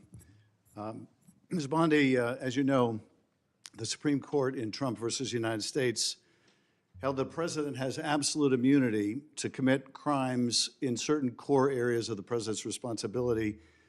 One of those core areas is the Justice Department. So in a breathtakingly dangerous and irresponsible decision, Justice Roberts and the majority held the president could commit crimes using the Department of Justice and be immune from prosecution. Justice Sotomayor correctly said this new immunity lies about like a loaded weapon. So the fear and the concern we have is that the incoming president will use that loaded weapon, that immunity, to commit crimes through the Department of Justice. And for that reason, it is all that we have an Attorney General who has the independence, the strength, the intestinal fortitude to say no to the president when it is necessary. So my first set of questions has to do whether you have the independence to say no when you must say no. And you can say this is hypothetical, but it is not hypothetical. So let me start with one very specific non-hypothetical. The president has said Jack Smith should go to jail. Will you investigate Jack Smith? Senator, I haven't seen the file. I haven't seen the investigation. I haven't looked at anything. It would be irresponsible of me to make a commitment. regarding anything without, you're a long practicing attorney, without looking at a file. So you would need a factual predicate to open an investigation of Jack Smith, is that right? Not a summary by you sitting here. Yes, sir. And not a summary by the president either, right? Absolutely. So a summary by the president or his desire to investigate Jack Smith would not be enough for you to open an investigation of Jack Smith, is that right? I will look at the facts and evidence in any case. And sitting here, 72%, sitting here today. Senator, 72% of Americans Please, I only have have 7 lost minutes. faith in the Department of Justice. Sitting here today, are you aware of any factual predicate to investigate Jack Smith? Sitting here today, yes or no? Senator, I will look at the facts and the circumstances. You can't answer that question? Brought to me. You're not a part of the department yet. There's no worry about divulging I'm sitting law here as a enforcement nominee. sensitive information. So just tell us, I'm are you sitting here as a aware, nominee. just tell us, are you aware of a factual predicate to investigate Jack Smith? Yes or no? Senator, what I'm hearing on the news is Are you aware of horrible. a? Do I know if he committed a crime? I have not You looked seem reluctant to answer a simple question. Let me ask you a different simple question. The president also wants to jail Liz Cheney. Sitting here today, are you aware of any factual basis to investigate Liz Cheney? Yes or no? Senator, that's a hypothetical, and I'm not going to answer that question. No, it's not hypothetical. I'm asking you, sitting here today, whether you are aware of a factual predicate to investigate Liz Cheney. Senator, no one Based has on what asked you me know. to investigate Liz Cheney. That is a The hypothetical. president has called for it publicly. You are aware of that, aren't you? No one has asked me to investigate. But the president Liz. has We're called- also the worried about president- Liz Cheney, the Senator. president has You know what called we for should this- be worried about? Ms. Bondi, The please crime rate answer in my questions. California right now You is are through aware, the roof. Ms. Bondi, Your robberies Ms. are Bondi, 87% my higher question- than the national average. My question is this. That's what I My want to question be is focused this. on, Senator. Do you have the if I'm power to confirmed say as no to the Attorney president? General. And what you're suggesting today by your non-answer is you don't have the independence to say no to the president. So let me ask you a different question. It also requires you, if you're going to be a good attorney general, to be able to tell hard truths to the president. So my questions now are, can you tell hard truths to the president? So let me start with an easy truth that you could speak to the president. Can you tell us, can you tell him that Donald Trump lost the 2020 election? Can you say that? Do you have the independence to say that? Do you have the gravitas, the stature, the intestinal fortitude to say, Donald Trump, you lost the 2020 election? Can you tell us that here today? Senator, what I can tell you is I will never play politics. You're trying to engage me in a gotcha. I No, won't I'm just do it. asking you a simple I question. won't play If you can politics speak truth with any to ongoing power. So let me ask you investigation, another. like you did let me- leaking your let me ask colleague you- Devin Nunes's if- memo. If you can't answer the question, let me ask you a different, what should be a simple truth, not a hard one. Was there massive fraud affecting the result of the 2020 election, yes or no? Senator, I'm glad you asked that question, if you'll let me answer what I saw in Pennsylvania. No, I asked a simple question about massive fraud. I can only tell you what I saw in Pennsylvania. I know you want to answer a different question, but my question is, can you tell us whether there was massive fraud affecting the results of the 2020 election, yes or no? Was there I or can was there tell not? you what I saw when I went as That's an not my, advocate that's to not the my campaign. question. So you can't answer that question. You can't speak that even easy truth to us, let alone to the president. So let me ask you a different question. It will also be important that you give good advice to the president. Are you prepared to advise the president not to pardon people who beat police officers? Senator, as I said, the pardons are at the direction of the president. We will look and we will advise. I will look at every case on a case. so you Let me look at- finish. On a case-by-case Okay, basis. okay, good. And I abhor violence to police officers. Follow up with that. So will it be your advice to the president, Mr. President, I know you said you want to issue hundreds of pardons on day one. Will it be your advice to the president? No, Mr. President, I need to go over them on a case-by-case basis. Do not issue blanket pardons. Will that be your advice to the president? Senator, I have not looked at any of those files. If confirmed, I will look at the files And for will the you be able to pardons, as do, well will as you the be able to ongoing review investigation. hundreds of cases on day one? I will look at every file I am Of course asked you to won't. look So at. will you advise the Hey, president? can I will answer you- the question? Well, my question I is- would have plenty of staff. You said, of course you want. You'll be able to review Listen, I'm hundreds not of going to cases on the first day? mislead this body nor you. All right, let me ask another question. You don't want to answer that, let me ask You were another question. censured by It will Congress, also- Senator, for it will comments just also- like this that it are will so reckless. also it will also be important for you to be able to preserve the records, the evidence of the department. Are you ready to commit that none of the evidence in the January 6th investigation will be destroyed under your watch? Senator, I will follow the law. I will consult with ethical officials in the Do you department. see any ethical basis to destroy evidence in the January 6th investigation? Then why can't you answer the question? Why can't you say, I commit to this committee, we will never destroy the evidence in the January 6th investigation? Why can't you give this committee and the American people that assurance? Are you frightened because evidence was destroyed against President Trump that was false? Is that? Difficulty answering that question. I can't believe Why do you you're have asking such a difficulty? question. Why do you have difficulty promising to preserve evidence at the Department of Justice? Why is that a difficult question? I will follow the law. It shouldn't be a difficult question. Thank you, Mr. Chairman. Ms. Bondi, I know that you are pleased that we are moving to the end of round one. And we appreciate your being here. And I appreciate that you told my California colleagues you were willing to work with them, even in light of the manner in which they have approached you. Now, one thing I think we need to have everybody understand that is watching this hearing to 4 years with a weaponized DOJ. My colleagues have talked about this, and the American people know this. They know what was carried out against President Trump and his administration, and in November, they voted to see an end to 2 tiers of justice, 2 tiers of treatment, 2 tiers of access, because they have absolutely had it with the lies, with the accusations, and with the attacks that have come against so many people who were just seeking to live their lives. And then all of a sudden found the FBI or another federal agency or the DOJ knocking at their door. You know, Ms. Bondi, it would make you believe that my colleagues have learned nothing from the election someone may have liked to write. What they see is they want a restoration to equal justice, equal access, fighting by the rule of law. Many of us have talked today about making America safe again.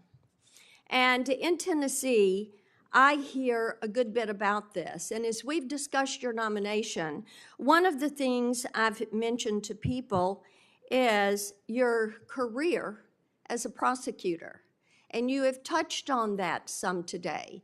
And you are bringing that insight of being a prosecutor to bear. And I do appreciate that. Now, one thing that I think is noteworthy, and in preparation for the hearing, I looked some of these numbers up. During President Trump's first term, violent crime in this country actually fell. 2 years of the Biden administration, it soared by 43%. This is crime that is taking place in all of our communities. We've seen a rise, whether it's California or Tennessee, all Americans, about what you're going to do to get this crime rate down. Senator, thank you for that question. And despite the questions from Senator Schiff, I look forward to working with you and the state of California to do everything we can to fight violent crime in California. And you know as well as I, that crime is only going to go through the roof now after these forest fires. You're going to have looting. You're going to have price gouging. You're going to have so many things that I have dealt with in the state of Florida, and I am committed to working with California just as much as I am committed to working with you, Senator Kennedy, in the tragedy that just took place in Louisiana, given all the human beings that were murdered in your state, and confirmed that everyone in this country is safe. And I will work with you. I will work with you, Senator. I will work with all of you in this country For everything that Senator Blackburn said, we have got to reduce violent crime and we have got to restore integrity to our law enforcement officers. Donald Trump, we keep saying he won this election by 77.3 million votes and 312 electoral votes. Look at the map of California, Senator Schiff. It's bright red. The popular vote to church, Senator Hawley. People want safe streets. Of course we care about our economy and what's happening in this world. But if we're not safe, none of that works. We have got to come together. We have got to work together to make America safe again. And that, in turn, will make America great again. And I don't know where that phrase has become a bad word, because I think that's On with you to something else that's about law and order, and that is Section 1507. Because making certain that our justices are protected is important, and we also, with our judges, Section 1507 makes illegal any protest outside of a judge's residence if the intent is to influence the judge's decision-making. And we have heard about the protest outside of justices' homes where they were shouting loud and clear things like, and I'm quoting some of that, "If you take away our choices, we will riot," end quote. Another one, "No privacy for us, no peace," end quote. In other words, if the justices did not vote to uphold Roe and Casey, the protesters would continue to harass them. Despite this clear violation of the law, Merrick Garland did not bring a single charge, not one single charge, under Section 1507. Will you commit to faithfully enforcing Section 1507 as Attorney General? I will faithfully enforce that law and all laws that I am asked to review. And Senator, I watched that on TV and it horrified me, the protesters outside their houses. You can't do that for a reason, because our justices have to remain safe and unbiased and protected from threats, as do we all. But they do enjoy a special protection, and yes, that should be enforced. And thank you, Ms. Bondi. Thank you, Mr. Chairman. Yeah. We'll now have our second round that I announced earlier. We'll each have 4 minutes. When we were talking in my office, I brought up the importance of your listening to whistleblowers.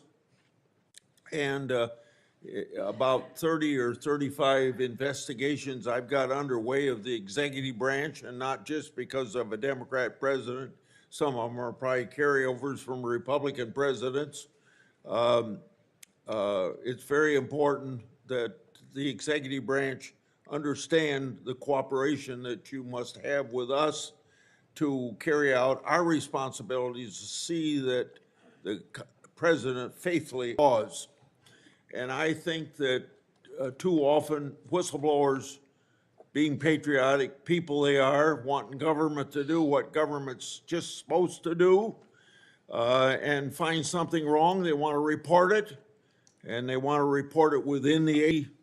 That it's very important that you respect whistleblowers, but I've seen them treated like a skunk at a picnic by the agency they're in. I've seen them ruin themselves professionally. I see themselves, one time an FBI agent came to me, was escorted out of headquarters with his gun and badge taken away from him, just because the laboratory there was not using science to make sure that crime was actually committed. So now we have a new $40 million head or science lab so that people are protected and get their constitutional rights. So will you protect whistleblowers from retaliation and promote a culture? And I think that last thing, promote a culture, is more important, that values the important contribution of whistleblowers. Yes, and Senator, I think so people fully understand the importance of whistleblowers. They have to be able to tell the truth and come forward without fear of retaliation. And that's the purpose of the whistleblower statute. And when there's retaliation, the taxpayers' money's paying for that retaliation in most cases. the Biden Justice Department issued guidance telling prosecutors to stop charging mandatory minimums and ignore laws setting penalties on drug type. It also allowed folks to pay civil and criminal fines to politicize non-government organizations instead of the government treasury. I put together a list of their guidance. I find it very concerning and unfair to the taxpaying public, and I'd like to have you review those policies very soon after you're confirmed. Absolutely, Senator. In regard to antitrust, enforcing antitrust laws is extremely important to ensure that markets are fair and that consumers are protected. I've been active in making sure that the Justice Department and the FTC carefully scrutinize mergers and that they look out for anti-competitive behavior and predatory practices.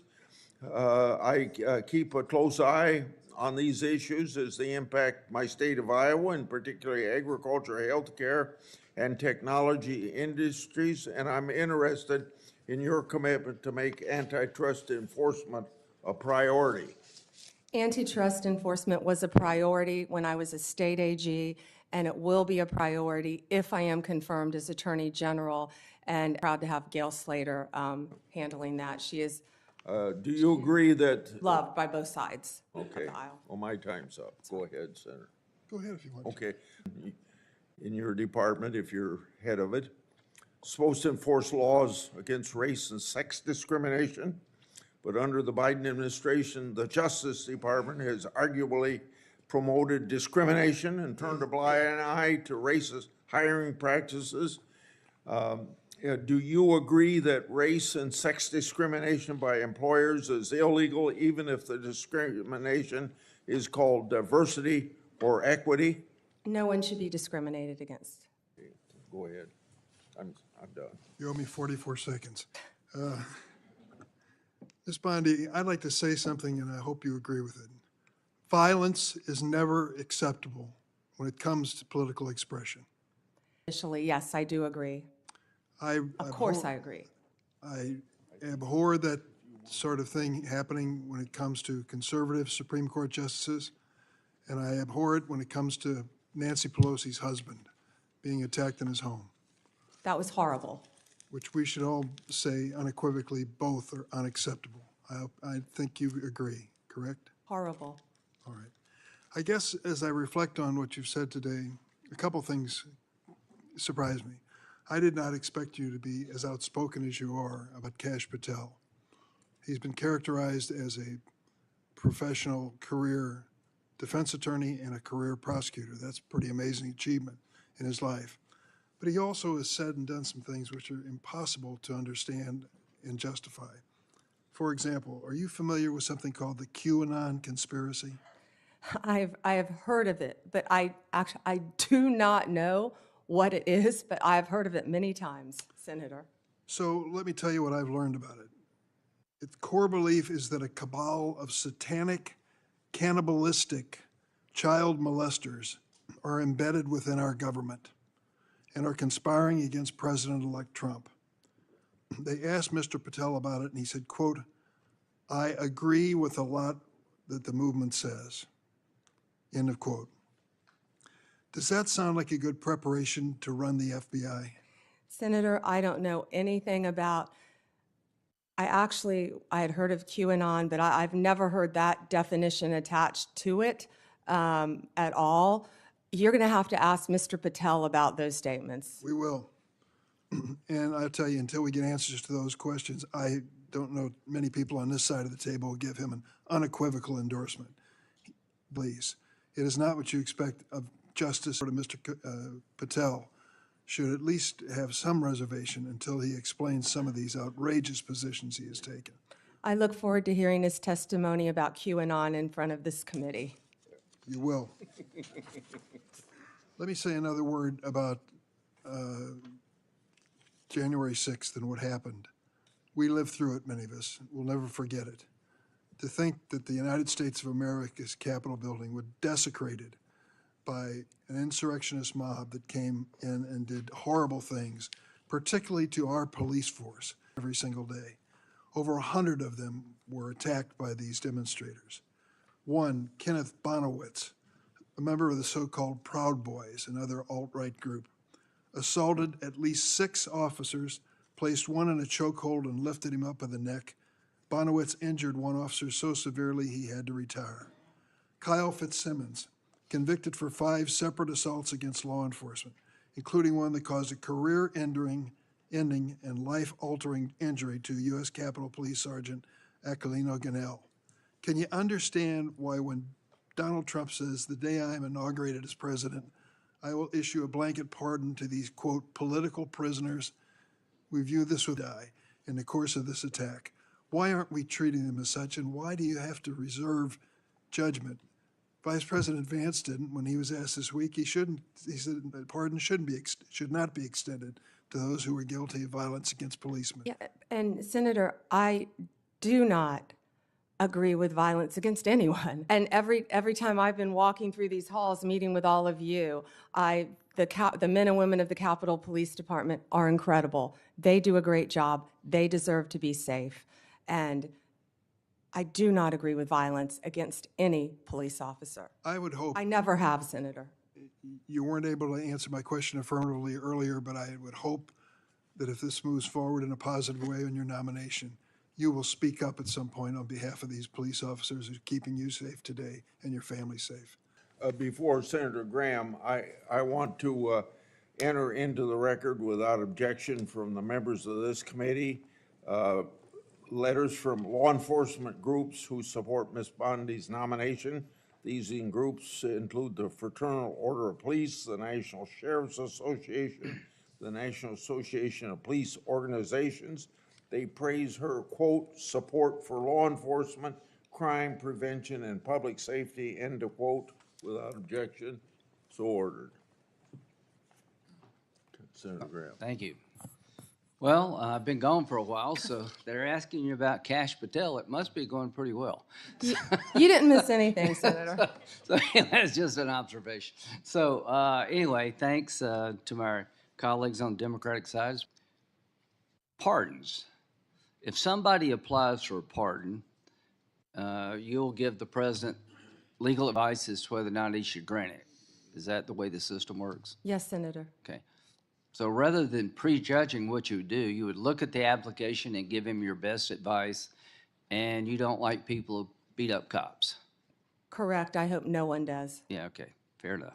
So let's just get back to the process. I'm not going to speak for the president, Yeah. but the president does not like people that abuse police officers either. Yeah, well, the hope is that through this pardon process, you'll make a rational decision based on the applicant rather than deciding the outcome in a Senate hearing. That's all I'm asking. That's what I would want if I represented somebody. I'd want at least to be heard. Now, Section 230, are you familiar with it? Yes, Senator. One thing that unites this committee is protecting children and society at large from social media abuse. We passed online privacy legislation who may be victims of social media. To empower a parent whose child's been bullied, when you call, they blow you off, you go to court, and they kick you out of court because of Section 230. Sexual exploitation of children on the internet, we've heard stories that make us just break our hearts. We're united of trying to give people a say. If they take your content down, everybody is repeal Section 230 or replace it with a system that empowers consumers who may have been hurt. Do you agree with that? Senator, I would love to look at that with you. I'm not familiar with what you want to do on the issue. I've talked to Senator Klobuchar. I think Senator Durbin and I may have even discussed it, but I'm committed to looking at that with you. There are so many issues online that's one of the things. We have to find things that can bring us together now, and this has to be one of them. Well, just protecting our children. Here's what FBI director said, Ray, where you agree with him or not, I agree with this. Their turn regarding the national security threats. Does that make sense to you? Yes, Senator. I was looking at that, the date of that. That was a year ago. Yes, Senator. I also heard about, I haven't seen it yet, his 60 Minutes interview that was very troubling to me for our So- country. Right. We know we found 8 guys from Tajikistan that were released, caught again because they were tied to ISIS. So the point I'm trying to make is, February 20th, we own this. I just urge you, to the extent you can, to urge the president to secure that border. We need money. The idea of moving money around from defense is not going to cut it. We need a lot of money for bed space, to finish the wall, do technology, hire ICE agents to accelerate deportation of people who are criminals and gang members. We don't have time to waste. I hope you'll make that an urgency, because the threat is real. Are you worried about an attack on our homeland being generated from ISIS or their affiliates, and what should we do about it? Senator, I don't have a security clearance yet, but only from the public reporting that I've seen, I'm terrified. Senator Whitehouse. Thank you, Chairman. I'm going to try to fit in 2 questions in my 4 minutes. Lindsay, stick around because I'm going to say something nice about you. First, yes to 230. We've got to really work on that. There's a lot of support for fixing 230, in fact, outright repealing 230 in this committee. First question. Presumably, your commitments would also apply to environmental cases. Yeah. I'm concerned because, under Trump, criminal prosecutions for pollution dropped sharply in his first term. And you will be running an Environment and Natural Resources Division that has things like, for instance, a methane task force that big polluters who spent big money to get President Trump reelected don't like. And they're going to be coming to you to say, hey, we don't want a whole lot of enforcement on this. Methane leaks, carbon dioxide leaks, it's a pollutant, polluting our water, polluting our air. Will you be strong when that happens? Senator, if you haven't learned yet, I'm pretty strong and I'm pretty independent. And I think you and I spoke about this in your office a bit. I don't know a lot about that issue, but I am committed to meeting with the ENRD division and talking to you about it. I wish I knew more about the issue you faced, but I don't. But I'm committed to absolutely looking at it and doing what I can to help you in your state. I don't want environmental prosecutions to be an ignored stepchild subset. It's law just like any other law. The second question that I'd like to get to goes back to Chairman Grassley's opening comments, that it's going to be really important for the Department of Justice, under your leadership, to answer questions from senators, both Republican and Democrat, and to give us real answers. Sometimes the best oversight comes from the other party. And indeed, sometimes the best oversight comes from one senator who sticks to without necessarily support from the rest of the committee. And that oversight has been really consequential in the past, and it's really important.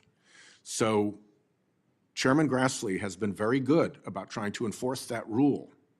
And I want to tell you just a quick story about something that went the wrong way, I believe. Crossfire Hurricane was mentioned by Senator Graham. There was a committee investigation into Crossfire Hurricane. During that Crossfire Hurricane investigation, box loads of material was provided by the department and the Bureau to Senate Republicans. They got files, they got investigative reports, they got internal memos, they got stuff that would not be FOIA-able, because they got everything they asked for, even stuff that the FBI would ordinarily not produce.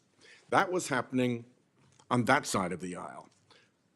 For me, I had questions about Justice Kavanaugh's supplemental background investigation.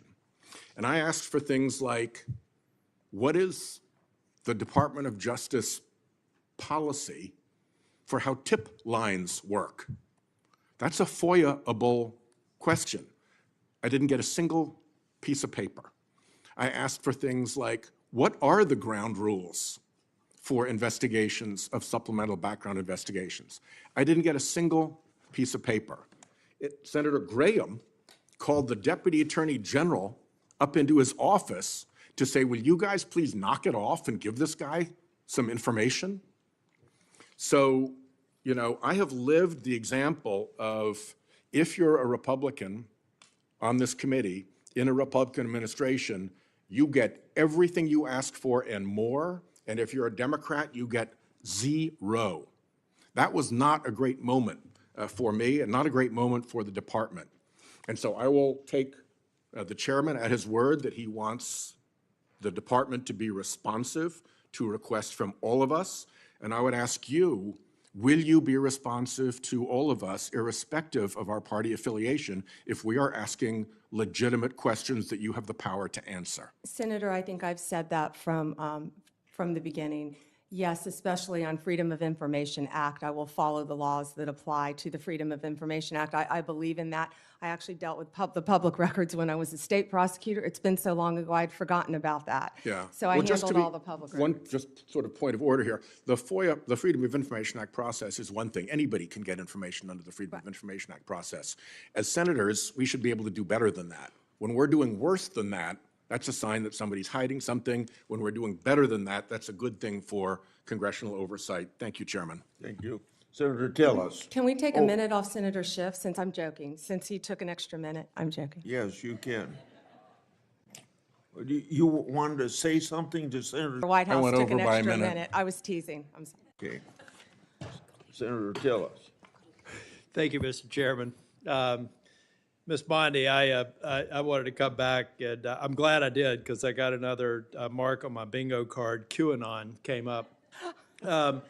It's a little-known fact, but the so-called, I think I heard someone say that that's an organization, a cabal that has cannibalistic tendencies.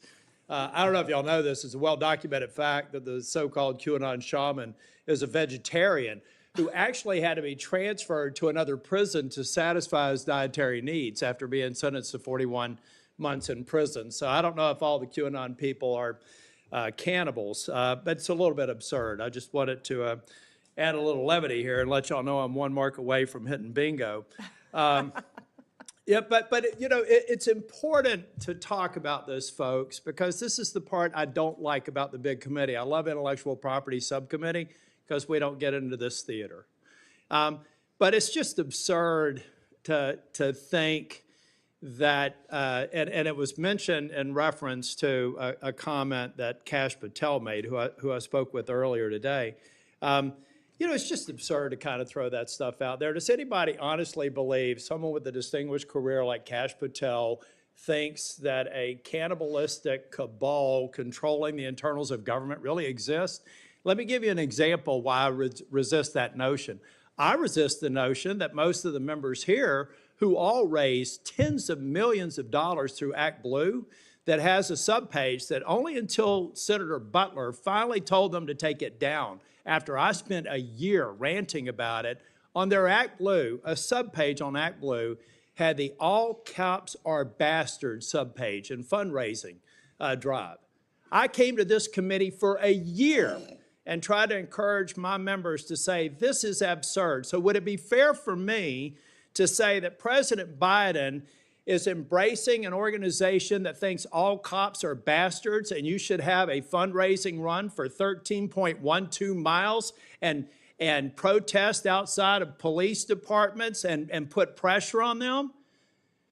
Saying that President Trump or you or anybody else or somehow or Kash Patel have an allegiance, it's so absurd to think in a big hearing like this. We actually just talked about that we actually think someone of the stature and the experience that would come before this committee would actually think a bunch of balls controlling the innards of government was real.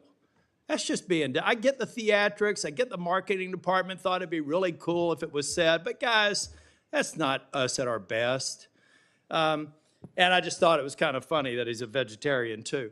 But I want to go back to, this is a narrative that people are going to force, and I'm going to trust you to do what you do as a prosecutor. Like you said earlier, you're going to examine the facts of a case. You're going to give the president your best advice.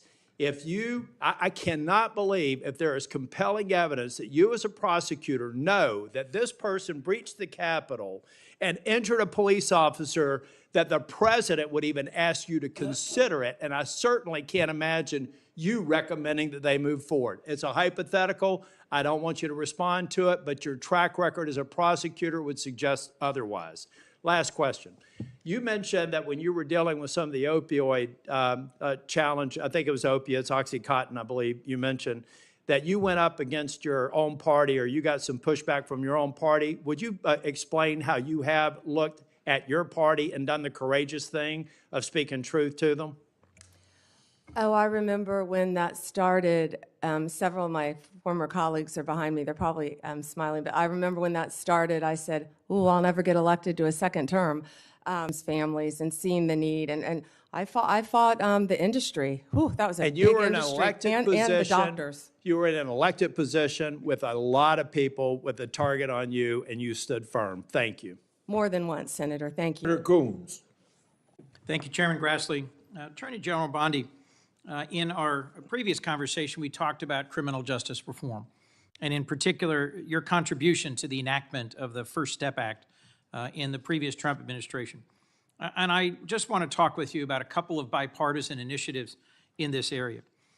Senators Cornyn, Lee, Durbin, Tillis, Booker, and I have introduced a bipartisan bill called the Safer Supervision Act. It focuses on the fact that federal probation officers have a massive caseload, often more than 100 folks they are supposed to be closely supervising. And this bill would work on focusing supervised release resources on those who really need it and creating positive incentives for those who are willing and able to be rehabilitated and leave prison much less likely to reoffend.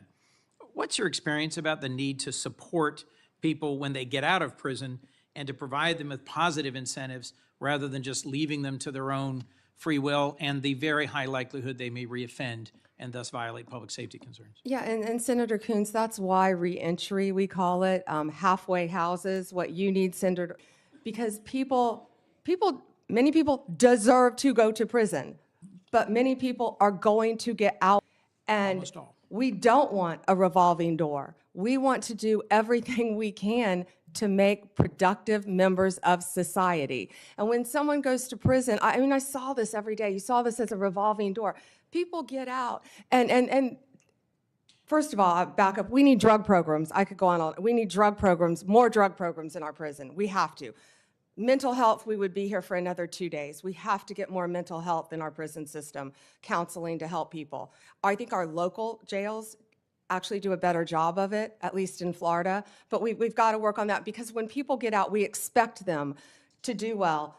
Many people don't even know how to go get a driver's license, yet we're telling you, go get a job, have a place to live. So we have to do everything we can to help. If I could move to the driver's license question. I've also led a bipartisan bill with Senator Wicker. Senator Grassley is also a co-sponsor. It's called the Driving for Opportunity Act. And it recognizes that in many states there is a practice of suspending driver's licenses where someone is too poorly driving. It's just because they haven't paid their fines and fees. And then without a driver's license, they lose their job or they're not able to get a job. Would you be willing to work with this bipartisan group of us on these two bills, Driving for Opportunity and the Safer Supervision Act? I would love to read both of them, and I was unaware of that happening with driver's license. Last two questions. Clemency, as we discussed, often near the end of an administration, there's a rush to consider pardons. Would you be willing to work a institutionalized clemency process where there aren't just lots of commutations near the end of a term, but where there's a regular process where the DOJ and the clemency process is looked at to see whether there are reforms that should be made and recommendations that could be made to the president throughout his term? I would love to look at that process. I can tell you that the absolutely abhorrent taking people off death row. I looked at the facts of many of those cases, and they were so, I don't know what process you intend to implement, but I would love to study that with you. Well, we talked positively about your experience and mine with drug courts, veterans courts, mental health courts. There are some things we will continue to disagree about and other things I hope we can work on together. Thank you. Thank you, Senator. Senator Lee. Thank you, Mr. Chairman. Ms. Bondi, as you're aware, criminal justice reform has been an important part of my role on this committee. I worked for the better part of a decade with Senator Durbin, Chairman Grassley, Senator Whitehouse, Senator Cornyn, Senator Booker, and a bunch of others to eventually pass the First Step Act, which President Trump signed into law in December of 2018. The First Step Act, as the name implies, was intended to be the first of multiple steps. Much remains to be done, including with the implementation of the First Step Act. The credits available under the First Step Act are still being implemented and need more. I assume you'd be willing, if confirmed, to help us continue to implement the First Step Act. Yeah, yes, Senator. And also, I just learned, it's my understanding, I don't know, halfway houses for reentry have not been filled under the First Step Act. So if that's true, I want to look at that right away and figure out why. Right. And I think other reforms like the Safer Supervision Act, of which I'm a co-sponsor, can also be helpful on that front. It's always important to make sure that we're running, although ours is, states themselves have far more criminal cases, far more prisoners under their jurisdiction. It is a significant presence.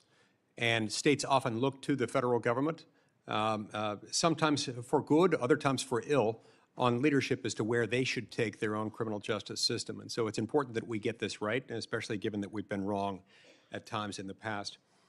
I also think it's important to address the topic of overcriminalization. A few years ago, a few of us on this committee decided that we wanted to find out how many federal crimes are on the books. We reached out to the Congressional Research Service, the CRS, whose job it is to answer such questions like this when members have these questions. The answer that came back was stunning. The answer that came back was to the effect that the answer is unknown and unknowable, but at least 300